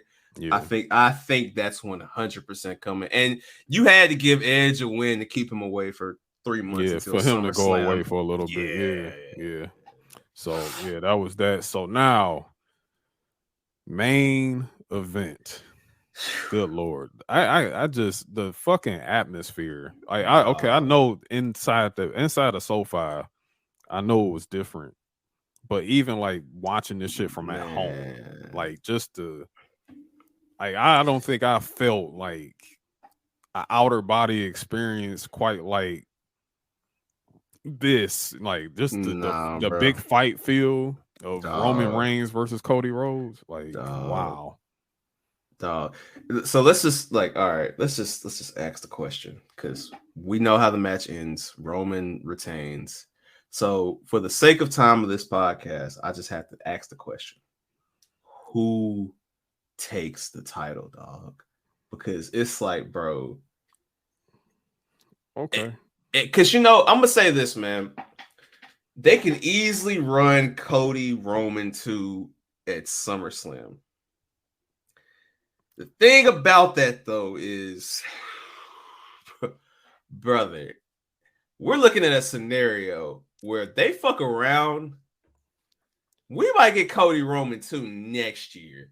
Like, I hear you. I don't think we will. I think that's the easy mark. But what I'm saying is, if they were to do something crazy like that, AJ, it won't even be surprising because it's just like this has been the most dominant champion run you will ever see with your own eyes, bro. Yeah, like, in this age, and even because here's the thing, like the confidence of Roman is also crazy. You have to that be shit there. is crazy. You have to be, fam. He's about to get 1,000 days. No, he didn't. He did not win this clean. Let's be not clear. at all. Let's be clear. But that's all of his biggest defenses and have been that way though. And also, Cody, this is the first time Roman actually been taken to the limit with anyone. I disagree. And I'm not gonna say with Brock. It's I not. disagree. I'm talking about as the tribal chief. Disagree. Drew McIntyre clash. He took him to the limit. And I'm gonna say why. Hey, look. Here's the thing. Here's the thing. Put that up there with this, man. He had the match, dog, until that solo spike. He had the match till Solo. Cody had the match until Cody had to hit the Usos and Solo. Here's the difference. The Drew shit is, Drew, we owe you because pandemic fucked your shit. We owe you, right? Cody wasn't owed shit. Cody had to come back after literally stinking up the joint in AEW. Cody had to come back. His first night back in WWE, he puts on a banger with Seth Rollins. Another banger in the rematch. The third match, he had a torn pectoral muscle. All-time classic in the classic in the third match. Comes back, wins the Rumble. Therefore, he earned it. Hold on. he has the pressure on the world because everybody wanted his spot to go to Sami Zayn. They want them to pivot like they've done before in the past. Man, shit, And Sammy would have lost worse. Exactly. But my dog, Cody with the story, the whole finish the story thing, and what did Triple H say? This is WWE, dog. Ain't no story being finished, bitch. Like the story ain't never over. And that's what makes it more compelling because it's like, you know, Drew finished his story. He had his main event in front of his people, and it's like, okay, that's it for you as a face. Because I feel like heel Drew is definitely coming, and that might be when he gets another title. But my dog, Cody to hang in there, like you were saying, put Roman to the test, to the limit. Had Roman shook. Absolutely, and that's what I'm saying. Yeah. No one has had Roman shook like that. No one has had the tribal chief shook like that, bro. No one. Yeah. And I said, and that's when I as we was watching that match, and I was just like, yo, because I'm like, I already knew this shit. And I'm just like, okay, y'all have to, like, the thing is about, and this is where I'm like, yo, people got to put some fucking respect on Cody's name, bro. Cody's ring IQ, Cody can fucking go, bro. Like, I don't understand. I don't think people truly understand how much better Cody has gotten from his the smoke and mirrors days and all. When he went on that indie scene, he came back with a whole different fucking, like a whole different skill set, bro. He's one of the best wrestlers in the world. He's one of the best. If somebody says Cody Rhodes is the best in the world, I absolutely would be like, yes, he is. Mm-hmm. You know what I'm saying? Like pound for pound, like the complete wrestler is Cody Rhodes. Mm-hmm. I would also put Roman right up there with Cody Rhodes in that. Now, I won't say. I say 1A, 1B, literally. All right. Okay. If you ask me, right, today, there are I would put in the WWE Seth Rollins and C. The WWE, there's 4 guys, and this is a luxury to have. 4 guys to me, you could say are legit best in the world. Off their ring work, the promos, the presentation of the character. AJ Styles. 4 guys. He's up there. AJ up there. But in my opinion, Roman, Cody, Seth, and Gunther Von Doom, bro. Like those 4, when you think of what a professional wrestler is, and that's them in their own generation. That's a generation. That's the reason why I wouldn't put AJ Styles there, because AJ's in the Cena generation. AJ is in the generation with Danielson and with Randy, Cena, Punk, all of them. Punk, like that's where I put AJ at. Yeah. But AJ, to me, AJ's the best out of that group. Same here. AJ's the best out of that. Hey, look, and he still got to come back, which is going to be real interesting. But them 4, I need him and Cody. In that. Listen, I mean, it's gonna happen. You gotta. Okay, that's the thing about it. That's the thing. That's okay. This is what makes Cody now winning so much better. Built him up, dog. Because this is going to put Cody in these matches with these guys that we always wanted to see him with. Listen, like this is going like what happens Monday. Yeah, let's get to it. Let's just get to it. Let's just go. Let's just get to it. Let's just get to Monday. So again, Monday, heavy Vince presence there. You know what I'm saying? This is the first night where the Endeavor purchase is completely like this is an open house Vince show. This is an open house. So let me tell you this right here. Raw after WrestleMania, y'all need to get rid of the fucking grandeur of it all. Raw after WrestleMania has not been good in like 10 years. It's over. Stop. There's no excitement, no surprises. Get over it. It's done. Dead. Anyway, I think what fucked Raw. I think what fucked that up this year is that there were no big signings and like, this, because I think everybody expected somebody to jump from whether it was Japan or wherever to come over, but that wasn't. That's not it. It's not that time. Not that time. And I respect Hunter, and I respect how he's done these returns. It's not just the night after SummerSlam or whatever. Like, he could have easily done certain characters at a certain time, but when he brought them back, it was all like just Yeah, just it was just trickled random, down, random. you know what I'm Like saying? even Like, when he did yeah. with Gargano, like that was just a random night in like fucking Albany or some shit. No, that was in Like, Canada. He didn't or even was- do it in the US. Like, it was in that was Canada. in Canada. Yeah, Oh, remember? Because so, remember, yeah. Candace returned to Canada too. Yeah, So, she returned. Yeah, So, yeah, you're right. I mean, Bronson Reed, random. Cross, random. I know we don't like them niggas, but you know, the swaggerless niggas, random. Feel me? The Braun Viking, Strowman was random. Random. Wasn't Braun like the first one? Like random as fuck. Yeah. He was the first one announced. Great, random. You know what I'm Yeah. saying? Like, yeah, like all well, these we kind of figured Bray Dakota was coming Kai, back. random. Dakota Kai was random. random. Yeah. It was the SummerSlam returns. I think really when you want to look at returns, you kind of want to look at it as WrestleMania for a return, really, instead of like the Raw after WrestleMania. But I respect that he's got. I mean, next week Shinsuke, random, but okay, he's like, I respect that. Like, he's not blowing the gun, blowing the lead on having everybody come back during WrestleMania. I mean, all right, since we talk about returns, Matt Riddle, like, could have easily had a match at Mania, could have easily got involved at Mania, but no. But now you actually give him something to do because he's back.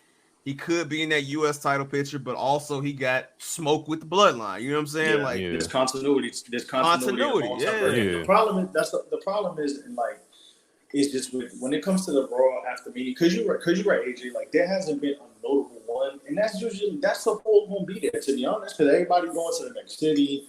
You know, whoever got their matches, they done. They stay for 1 or 2 and the things. crowd is like also tired as fuck by it. Yeah, like they didn't did WrestleMania. They didn't did Stand and Deliver.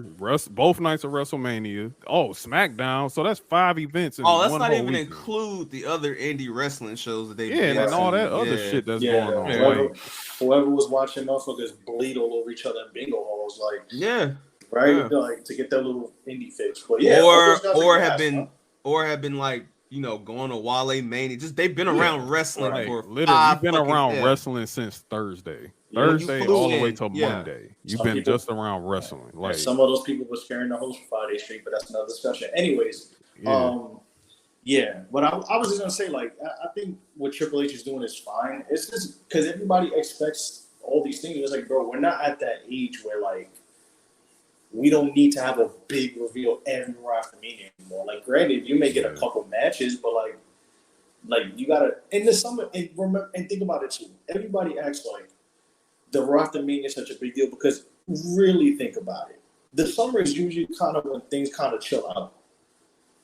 Like until June or July, until you get to like, you know, now with Money in the Bank, it's a little bit different. But like the summer is not really the fucking hype peak season of wrestling. It's never been like that. Save for a couple things, a couple times, but not as often as you think. Wrestling gets its biggest boost when basketball ends and right before the NFL begins. That's their biggest.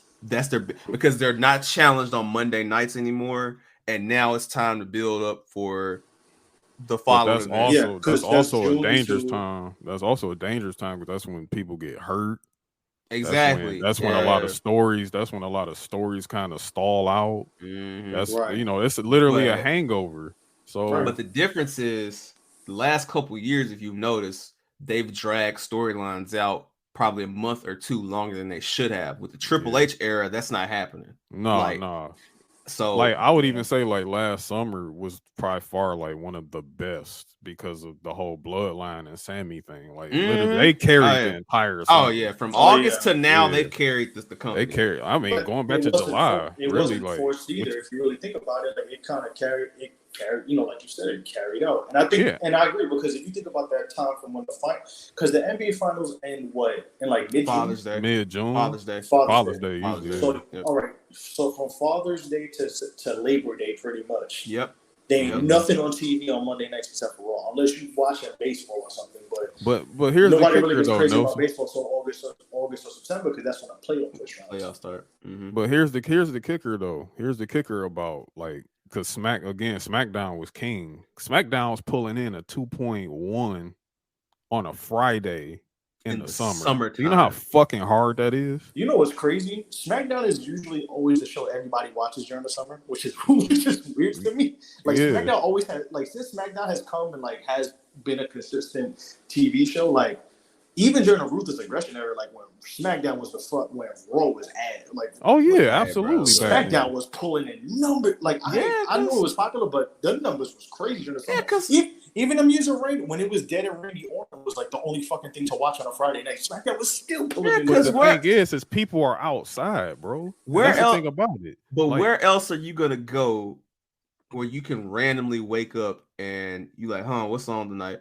Oh yeah, Brock Lesnar and Kurt Angle in a fucking 60-minute Iron Man match for free on my television. Like, well, I got nothing to do. And then up until now, it's like, okay, SmackDown on. What's going on? Oh, Roman and Riddle about to have a match. Okay, all right, let's see this violence real quick, or the Bloodline and their whole storyline, like you were saying, AJ. It's just. And then don't say it's like, oh well, it's a wrestling thing. Okay, well hold on, slow that down, because SmackDown can do that on a Friday night, but AEW Rampage can't even do fucking because everybody 800. Because everybody that's an adult knows the jig. It's y'all are literally trying to capitalize off the after SmackDown crowd, and it's not fucking working. It's not. It's not gonna, and especially when the formula is so easy to predict, where it's okay, Jade match here, Orange Cassidy match here, which they even switched that up now. Orange Cassidy really opens up Dynamite now, but okay, that. Insert 6-man tag match with the Blackpool Combat Club. Oh, and we'll hear from etc. And then if they get freaky with it, if it's a big weekend for them, Sting and Darby Allin versus just like this weekend. I mean, they did Battle of the Belts right after Rampage. That was the worst Battle of the Belts they've ever. That was the one they did like at 11 o'clock or some shit, right? Yeah. No, fuck the time. It's just even the card. Even the card was like, bro, it was fucking garbage, bro. Yeah, no.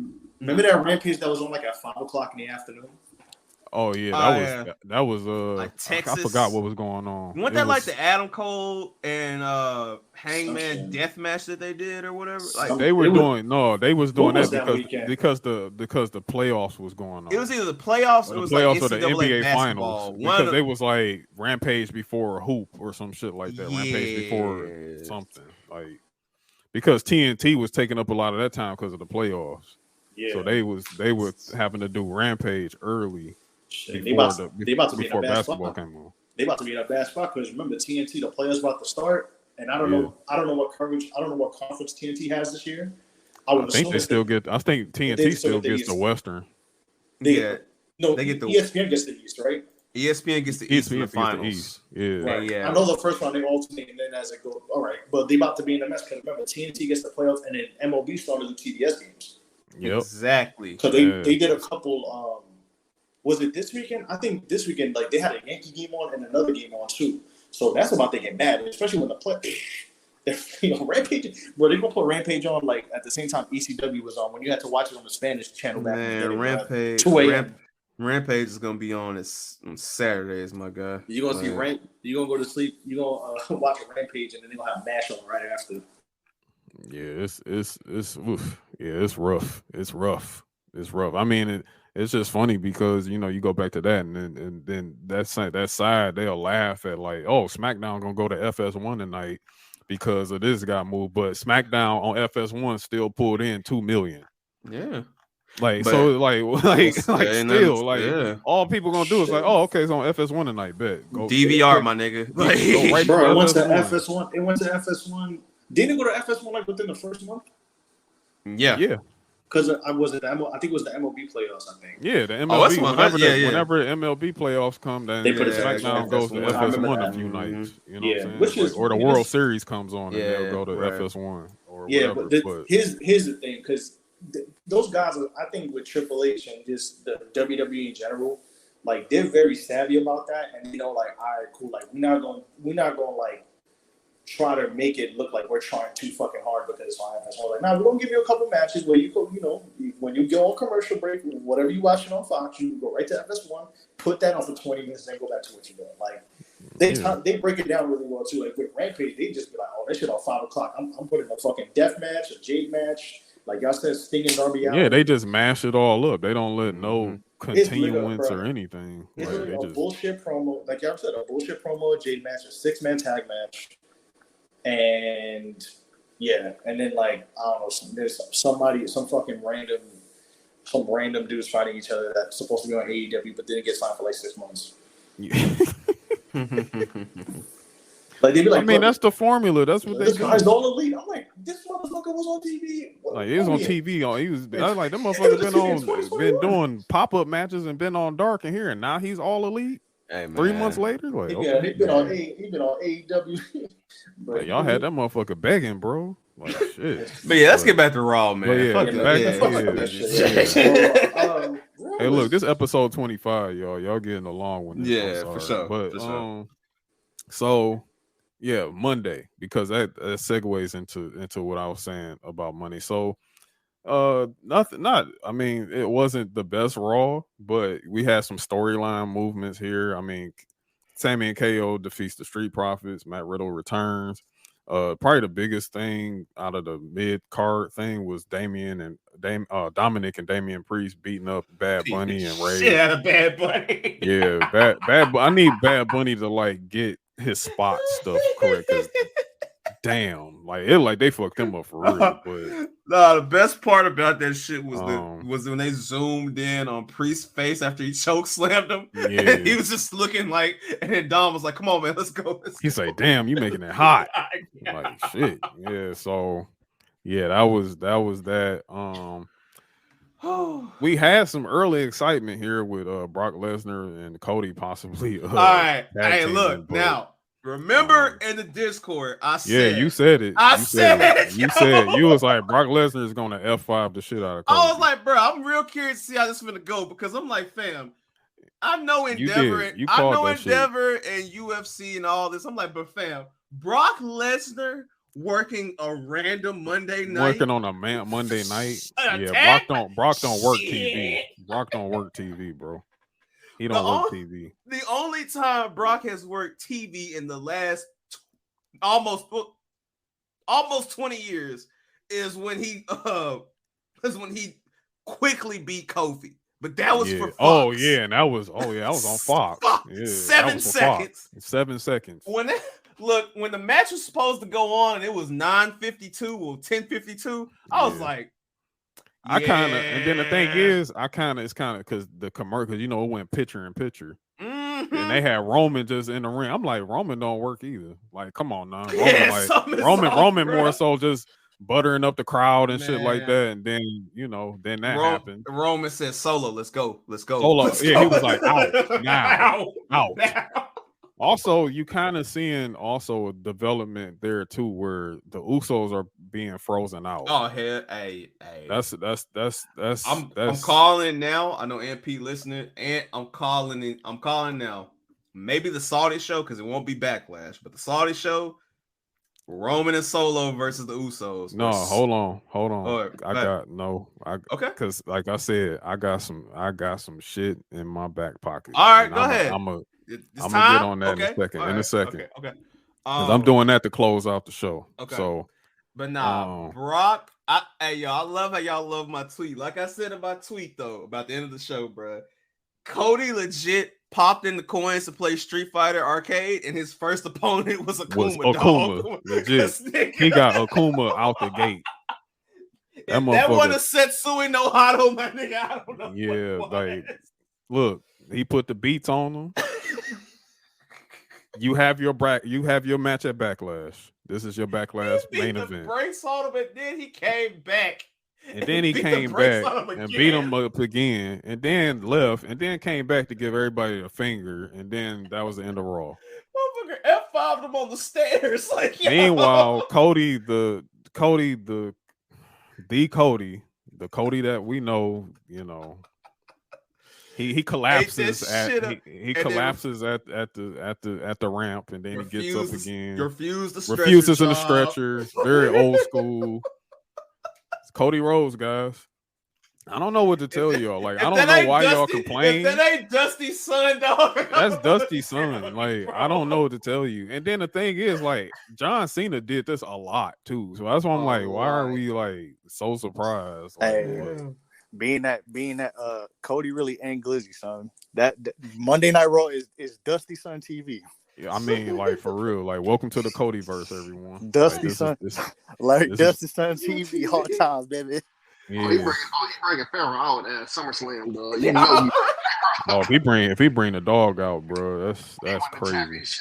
Hey, I didn't say this publicly. I was waiting to say here.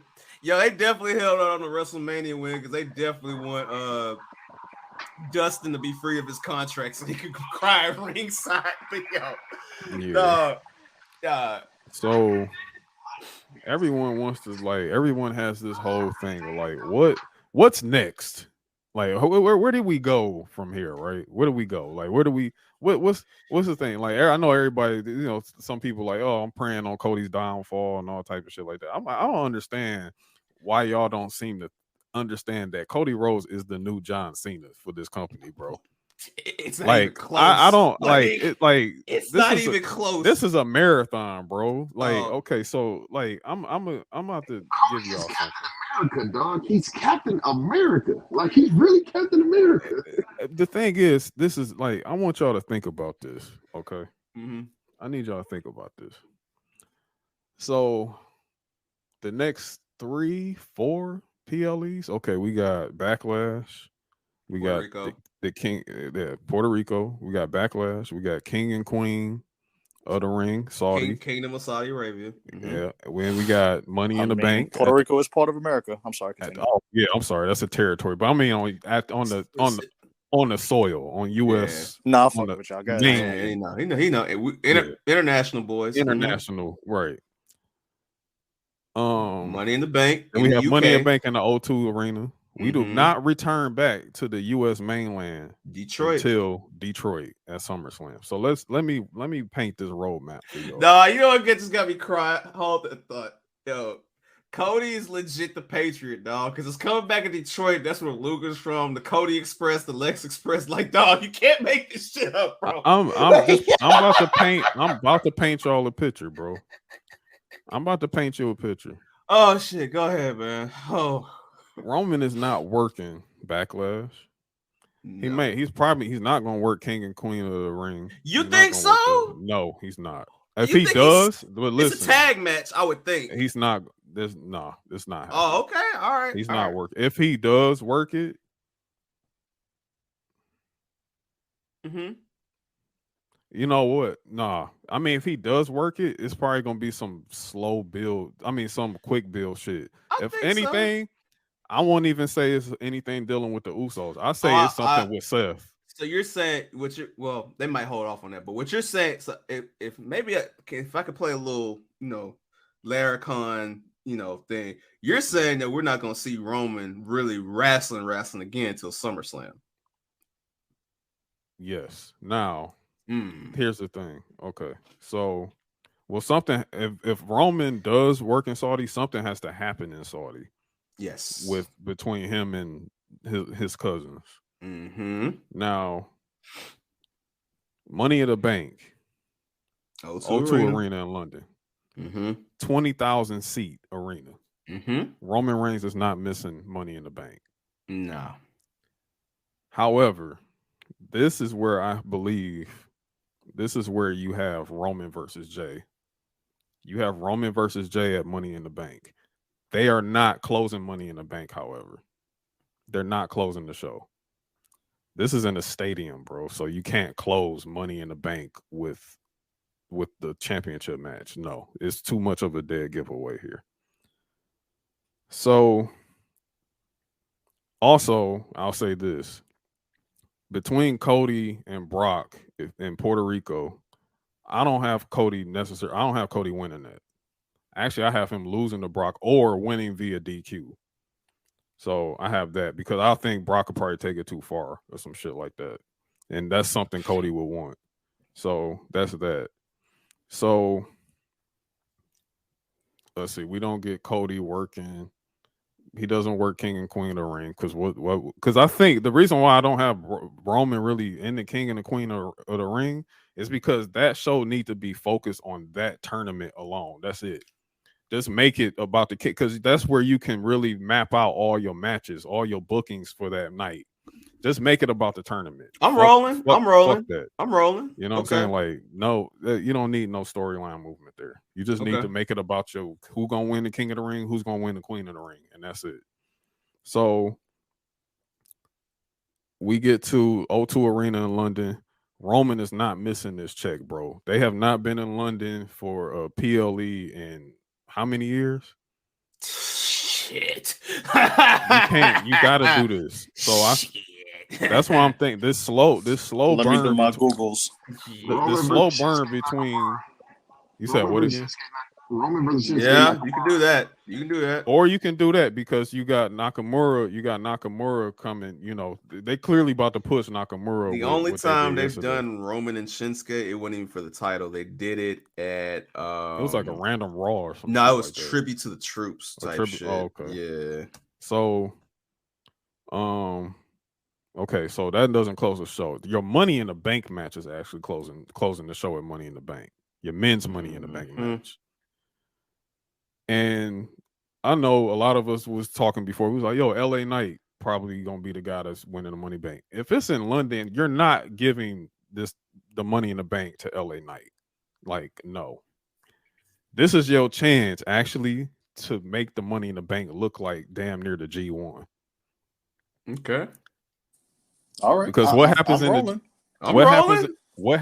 G1? You win the G1, you guarantee the match at Wrestle Kingdom. Yes. Now, in this match, however, I will put LA Knight in this match. I'll put Johnny Gargano in this match. Just so those people, they get their shine. I have Cody Rhodes winning the Money in the Bank. Now, okay, Cody's not cashing in the Money in the Bank on Roman. He's going to use that contract to get the match with Roman at SummerSlam. Okay. They back on U.S. soil. Okay.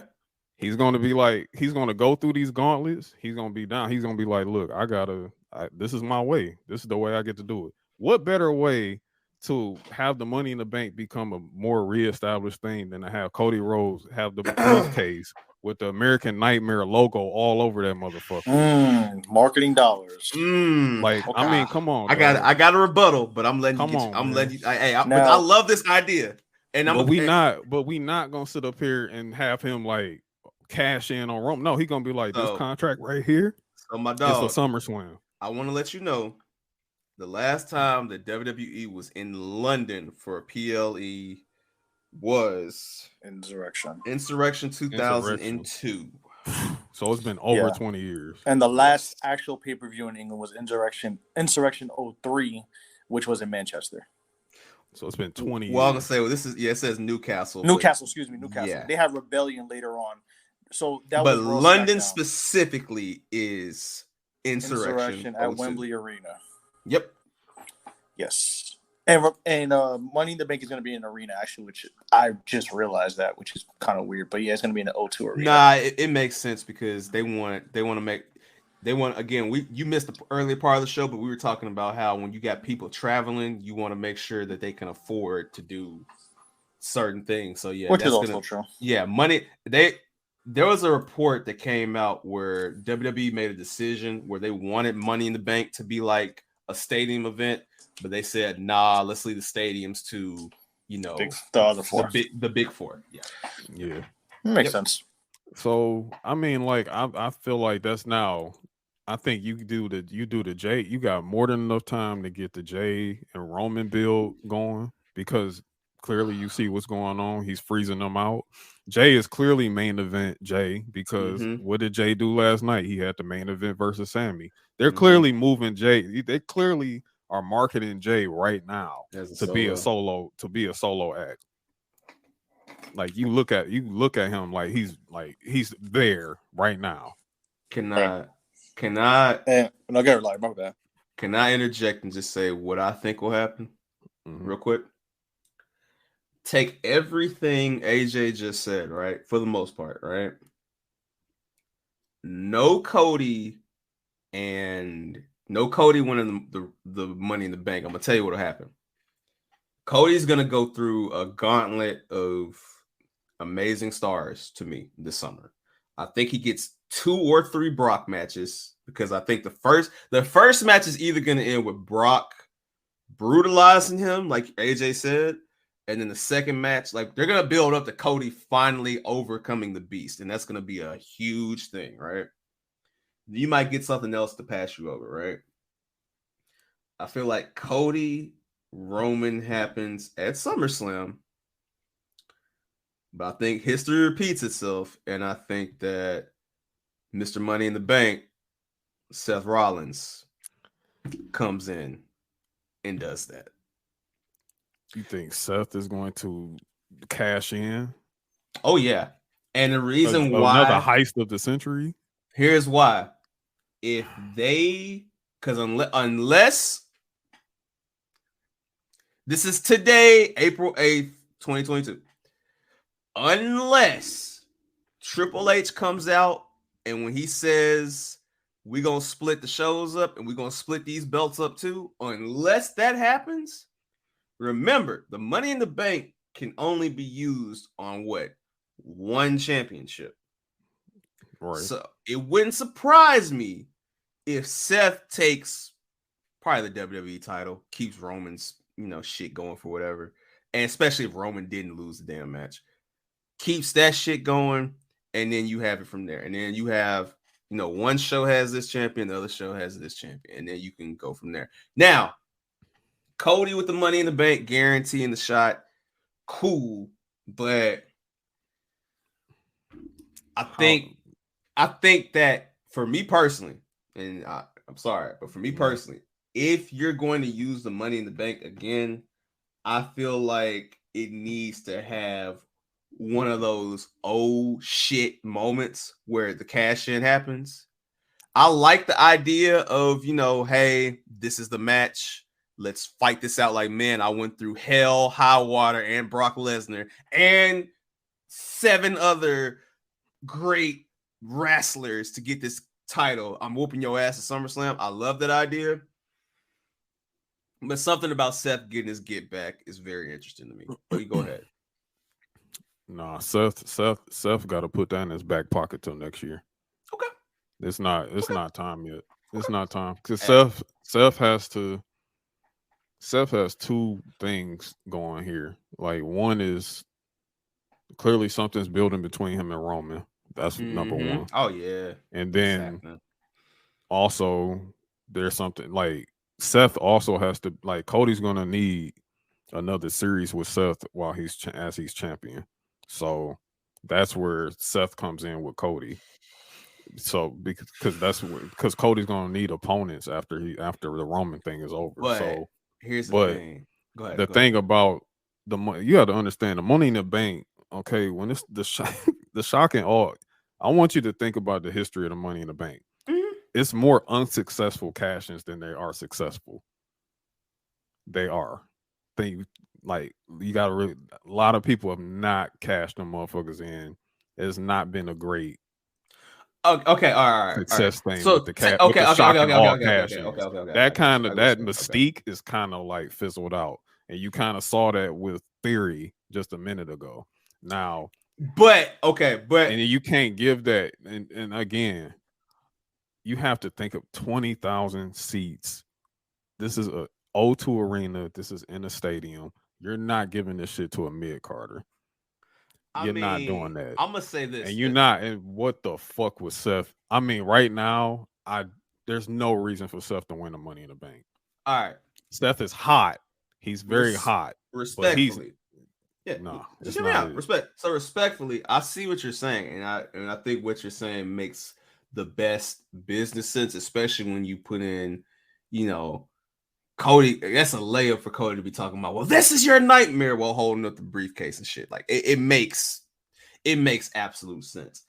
I just think that, to me, I don't think there's any other, because all right, besides the people on SmackDown, and we'll see, because this is all interesting because this draft is coming up. Now look, this is the draft. This is the thing. This is where it gets interesting. They're not gonna split the titles at the draft because Roman's still gonna be champion. If they doing this draft within the next month or two, it's supposed to be they're allegedly May 8th. Allegedly May 8th. Yeah, they're not splitting the titles. They're not splitting them. They're not gonna split them. Which is the week after Backlash, I think. Yeah, if anything, they will split them after SummerSlam. Like whatever happens at SummerSlam, that's it. Which I think that'll be the end of Roman's whole thing. Oh, I think regardless of our scenarios, I think Roman ends. Roman ends at SummerSlam, and then you get into like a title splitting type situation because I think they are going to they're not going to retire these belts, but if they're gonna melt these bitches down to make one belt, and then they're gonna end up making another, doing a new universal title for SmackDown, something like that, or some shit like some that, along those lines, right? Yeah, they're gonna do something along those lines. So, like that's how I see that playing out. But I'm like, bro, like. I'm sorry. I sat down and I really fucking thought about this. I said, yo, ain't no fucking way. Cause I should have thought about now the thing is I wish I thought about this back, when all this shit was announced. I'm like, LA, LA Knight should win this shit. I'm just like, what the fuck? That's when we thinking, it's all but in the bag for Cody to win at WrestleMania. But then it's like in the back of your mind, 1,000 days. 1,000 days. Yeah. No, they gonna give Roman that shit. Now, the thing too is there's gonna be two storylines in one now, if you really think about it, and it all goes back to the bloodline, at least for the next year, because now you have you're stating, the Jay situation. Yeah, you got the Jay situation, and then Jay is going. Cody's on his own, fighting for his fucking life, fighting everybody else. And Jay gonna have to. He gonna go against Roman for that undisputed title. He's going to do it. I think he's not gonna beat Roman. But that's happening. Then after SummerSlam, then you have the situation with how the two titles go about, and then what happens to the bloodline after that? How does it splinter? Like there's so many different. It all goes back to the bloodline, but there's at least 2, 3, even 4 variables that you can literally run off of, that you can run off of for the next year, for at least for a good year. You can literally run this to WrestleMania, and you're good. Right, and also another thing to give Cody got to get his get back from Solo, bro. Yeah, so you can't leave that out to pat. That's another thing that you got to give to Cody too. Like that's what I'm saying. This is all about to be running, and also. You can book Solo and the Money in the Bank as a deterrent to try to stop Cody from getting the briefcase. So that's all true, but here's my thing. Why I don't think he'll win. And I'm just hey, listeners, y'all let us know what y'all think, because I think AJ got a great plan. I do, but if it's me, bruh, I don't think, which is why Bobby is interesting, which is why Bobby could also be a short-term Roman match as well. In my opinion, if you beat Brock Lesnar, I don't think there's nothing else that much more for you to do in order to get a title shot, honestly. At this point, especially where Brock is, it's like, because I think Brock is going to beat the dog shit out of because here's the thing. I don't know if we get Brock at Puerto Rico. We should, on paper, get Brock at Puerto Rico. It might be the King of the Ring shit, because obviously Brock ain't turning down no Saudi checks. So it might be that. But it's a very interesting path. And honestly, Nelson, I don't think there's a way you can fuck this up unless you do something stupid. See, last year, they pulled the trigger too early on Austin Theory, and it didn't work. Now it makes sense because Theory has beaten the people you need him to beat. Like last year, it was just he had the boo go away heat. Now if he wins, it's like, well, the motherfucker beat John Cena. Like he's done, he's been a dominant US champ, besides the gimmicks and the bullshit. Like he's a heel, but he's winning. So, hey man, I'm gonna say this. WWE got a much better path to SummerSlam than you think. than them trolls do to Wembley. That's all I gotta The thing say. is, you like, got the thing is, this is the thing you gotta understand. Like people was all, you know, like again, okay, I'm gonna say this, like Raw, no, it was not great at all. But you got like but SmackDown, like a breath of fresh fucking air. The thing is, you have to pad a lot of fucking storyline. Like you have to do that because we are going into like it's about to get nice outside, bro. Today, let me tell you something. Today today's high here in Michigan, in Detroit, Michigan, was 52 degrees today. Next week, we are going to be in the fucking 70s. Nigga, I am going outside. Of course. I'm going outside next week.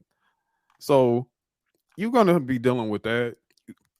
You're gonna be dealing with sport. Like you have to pad a lot of storyline in between all this shit, bro. So there is so much story. There's so much bookings that can be done here. It's like endless possibilities on how things could go. But from a logistical standpoint, how I'm looking at things, how I look at marketing, how I look at how a certain individual is being turned into a fucking megastar, because that's legit what Roman Reigns is trying to do with Cody. Like, bruh, like, come on, man. Like, I'm just like, because I'm sitting there thinking, I'm like, what could look better on that fucking briefcase? And I was like, holy shit, the American Nightmare symbol would look fucking amazing on that thing. And let me tell you something else. Cody is going to be putting input into this shit because Cody has wrestled in the fucking G1 before. So he knows this shit, bro. Yeah. He knows this shit. And I'm like, what better way to add more grandiose to that fucking briefcase than to sit up here and treat it like the G fucking one. Also, I'm going to say this. Last year, Money in the Bank, the promo for Money in the Bank, who was on that goddamn promo for Allegiant Stadium? Mr. Cody Rhodes. Rhodes. Yeah. You know, it makes you think because it does make you think. Maybe Cody would have won Money in the Bank last year before the injury. Might have won last year. And maybe he wouldn't have had to win the Rumble. Maybe they would have found a way to split the shit up, you know, and had a better outlook. You know what I'm saying? He got hurt, and then, you know. But my thing is this, though. Do you give him Rumble and Money in the Bank in the same year? That's the only thing that's getting me, dog. It's like I honestly, that's not even that. No, it's not even that big of a deal to me, honestly. Because for one, he went to WrestleMania. He still delivered. He didn't win. No, he won the Rumble, but he didn't win at WrestleMania. So that's dead. I just know that. I'm just thinking, and I'm just like, bro. Since they both existed, no one's won both in the same year. And no time like the present. Hey, you know what? Maybe you're right, brother. No time like the present. I'm gonna watch this. I'm gonna watch this play out very. Let's see how this play out. It could be completely different than what the fuck I'm saying. But like, I don't think a lot of people would disagree with how I just booked that shit. Oh no, because they were like, it just makes you think about things. It's just like, bro. Yeah, money like before that, Money in Bank was some regular fucking arena show. Like, oh, Money. I'm gonna say this. Ooh. You have even this year, you have a guarantee. All right, last year with Theory, it was like get the fuck out of here, right? But this year, you have a great opportunity to right this wrong. Even if you don't pick Cody, right? Even if you don't pick somebody like. The only way they could fuck it up is if it was like Brock or something stupid like that. But besides that, that year, but besides that though, if you think about it, if you go with the mid-carder route, it's great because it's like, all right, we know LA Knight is a funny, conniving son of a bitch, and we know something crazy will happen, even though once they split the titles up and shit like that. So that would be funny, right? But even if you pick some other guys, like you really can't go wrong with this shit because if Austin Theory were to get it again. It's like, fuck, he's going to win this time, right? And then you got Seth, like you said, Gargano. I would think somebody from the UK would be in that match, like Drew, if he's back by then. You know what I'm saying? Because I know he's resting up right now. But, know. I'll put Solo in it. I mean, I ain't going to lie to you. Yo, But like, Solo. what better But way then it's of the putting branding. storytelling in It's that the mess than to branding. say, hey, put Solo, you gonna be in the Money in the Bank, and I need you to do that to stop Cody from winning. Yeah, and then like Solo hesitates to grab the shit, and then Cody grabs it, and then Solo get his ass tore up. That's what I'm He saying. get Or tore up. Solo. I ain't gonna lie to you. My thing I've been more curious with is because, like I said, it's a Street Fighter level. So I'm like, all right, they're starting with Brock. Who else is Cody gonna go through this summer? That's who I'm like, all right. Who else is gonna be Brock, Solo? You might get a Bobby. You might even get Bobby. I was thinking Bobby might be getting reported supposedly Bobby. Vince had a conversation with Bobby and said, I hate the way you're being booked, so I'm about to rehab you. So basically you got that. So you can throw Bobby into that hat. AJ's going to be returning soon, so you throw AJ out there. Finn Balor. Yep. Finn. He's getting a solo push after this. Yeah, Finn. Yeah. Finn is another one you can throw at him. Finn. You got him. You got. I mean, it's because KO and Sammy are they on titles. Team that's what I'm saying. They're gonna be on that shit for a minute. Yeah. So, but those are people that's on Cody's side. You know what I'm saying? That's what I'm saying. So you're gonna have to, and now Riddle's in that too. So now Riddle. So that's what I'm saying. Boy. You got bodies there, bro. You got bodies for Cody. I got one suggestion though that I want to throw out there that I want to happen, whether it's this year or not. I personally feel like the same way Hell in a Cell is only, when necessary. I want to see the same thing with War Games. I don't want to see War Games be tied to a specific event anymore. I know it makes sense for it to be in November because that's when they've been doing it the last couple of years. But I would not mind seeing War Games like how they used to do the shit like in September or, randomly. I wouldn't mind it, honestly, because I like it as Survivor Series.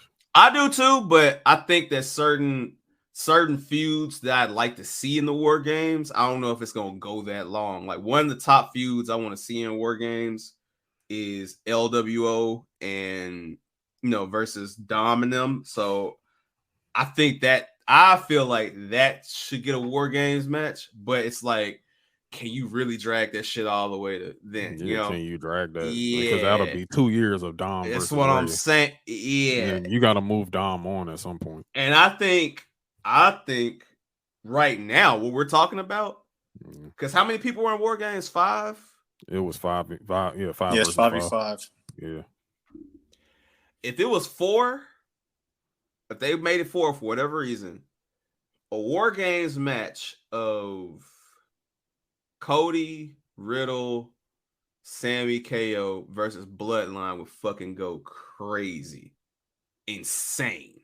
But then you would have 2 years of the Bloodline being. That's what I'm saying. By that time, the Bloodline, I think the Bloodline will be fractured by then. But that's what I'm saying. If you do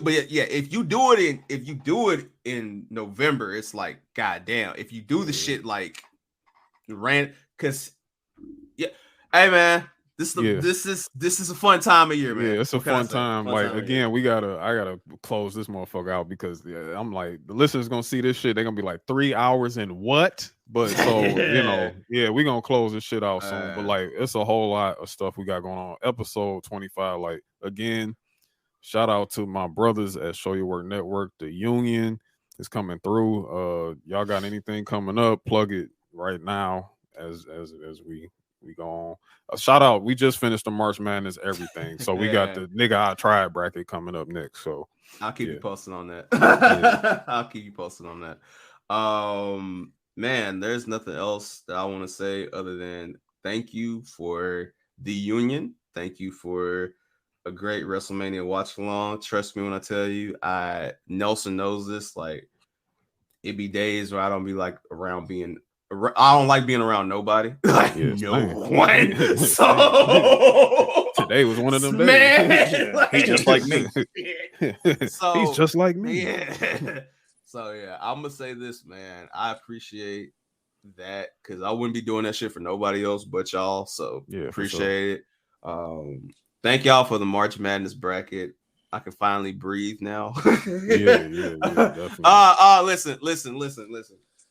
The DJ Larry extinction is definitely coming this week on Show Your Work. My Dallas Mavericks lost, and I know that my co-hosts are gonna light my ass up. I'm totally prepared for it.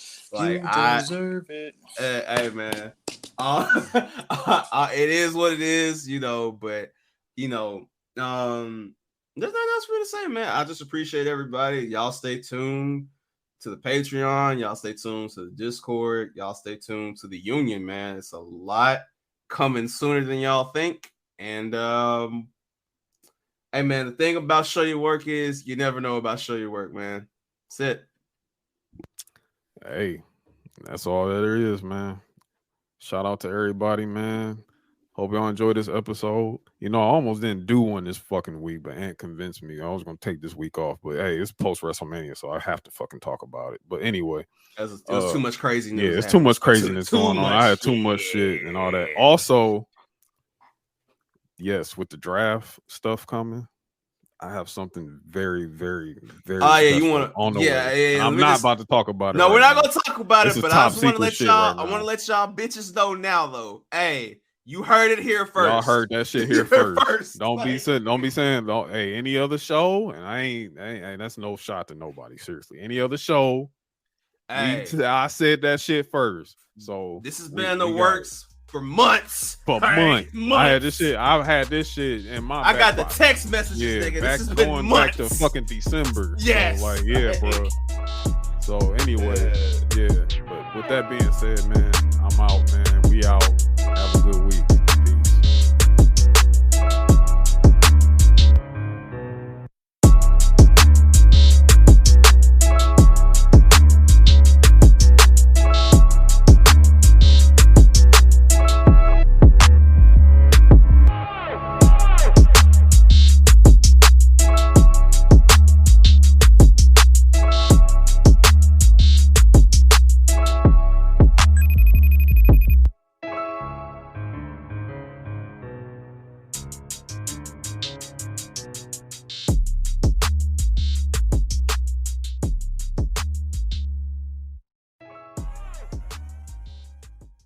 This is Midcarders and Catering Podcast, a weekly podcast focused on pro wrestling and hosted by A.J and Ant.P. Follow us on Twitter at MidcardersDET. Midcarders and Catering Podcast is powered by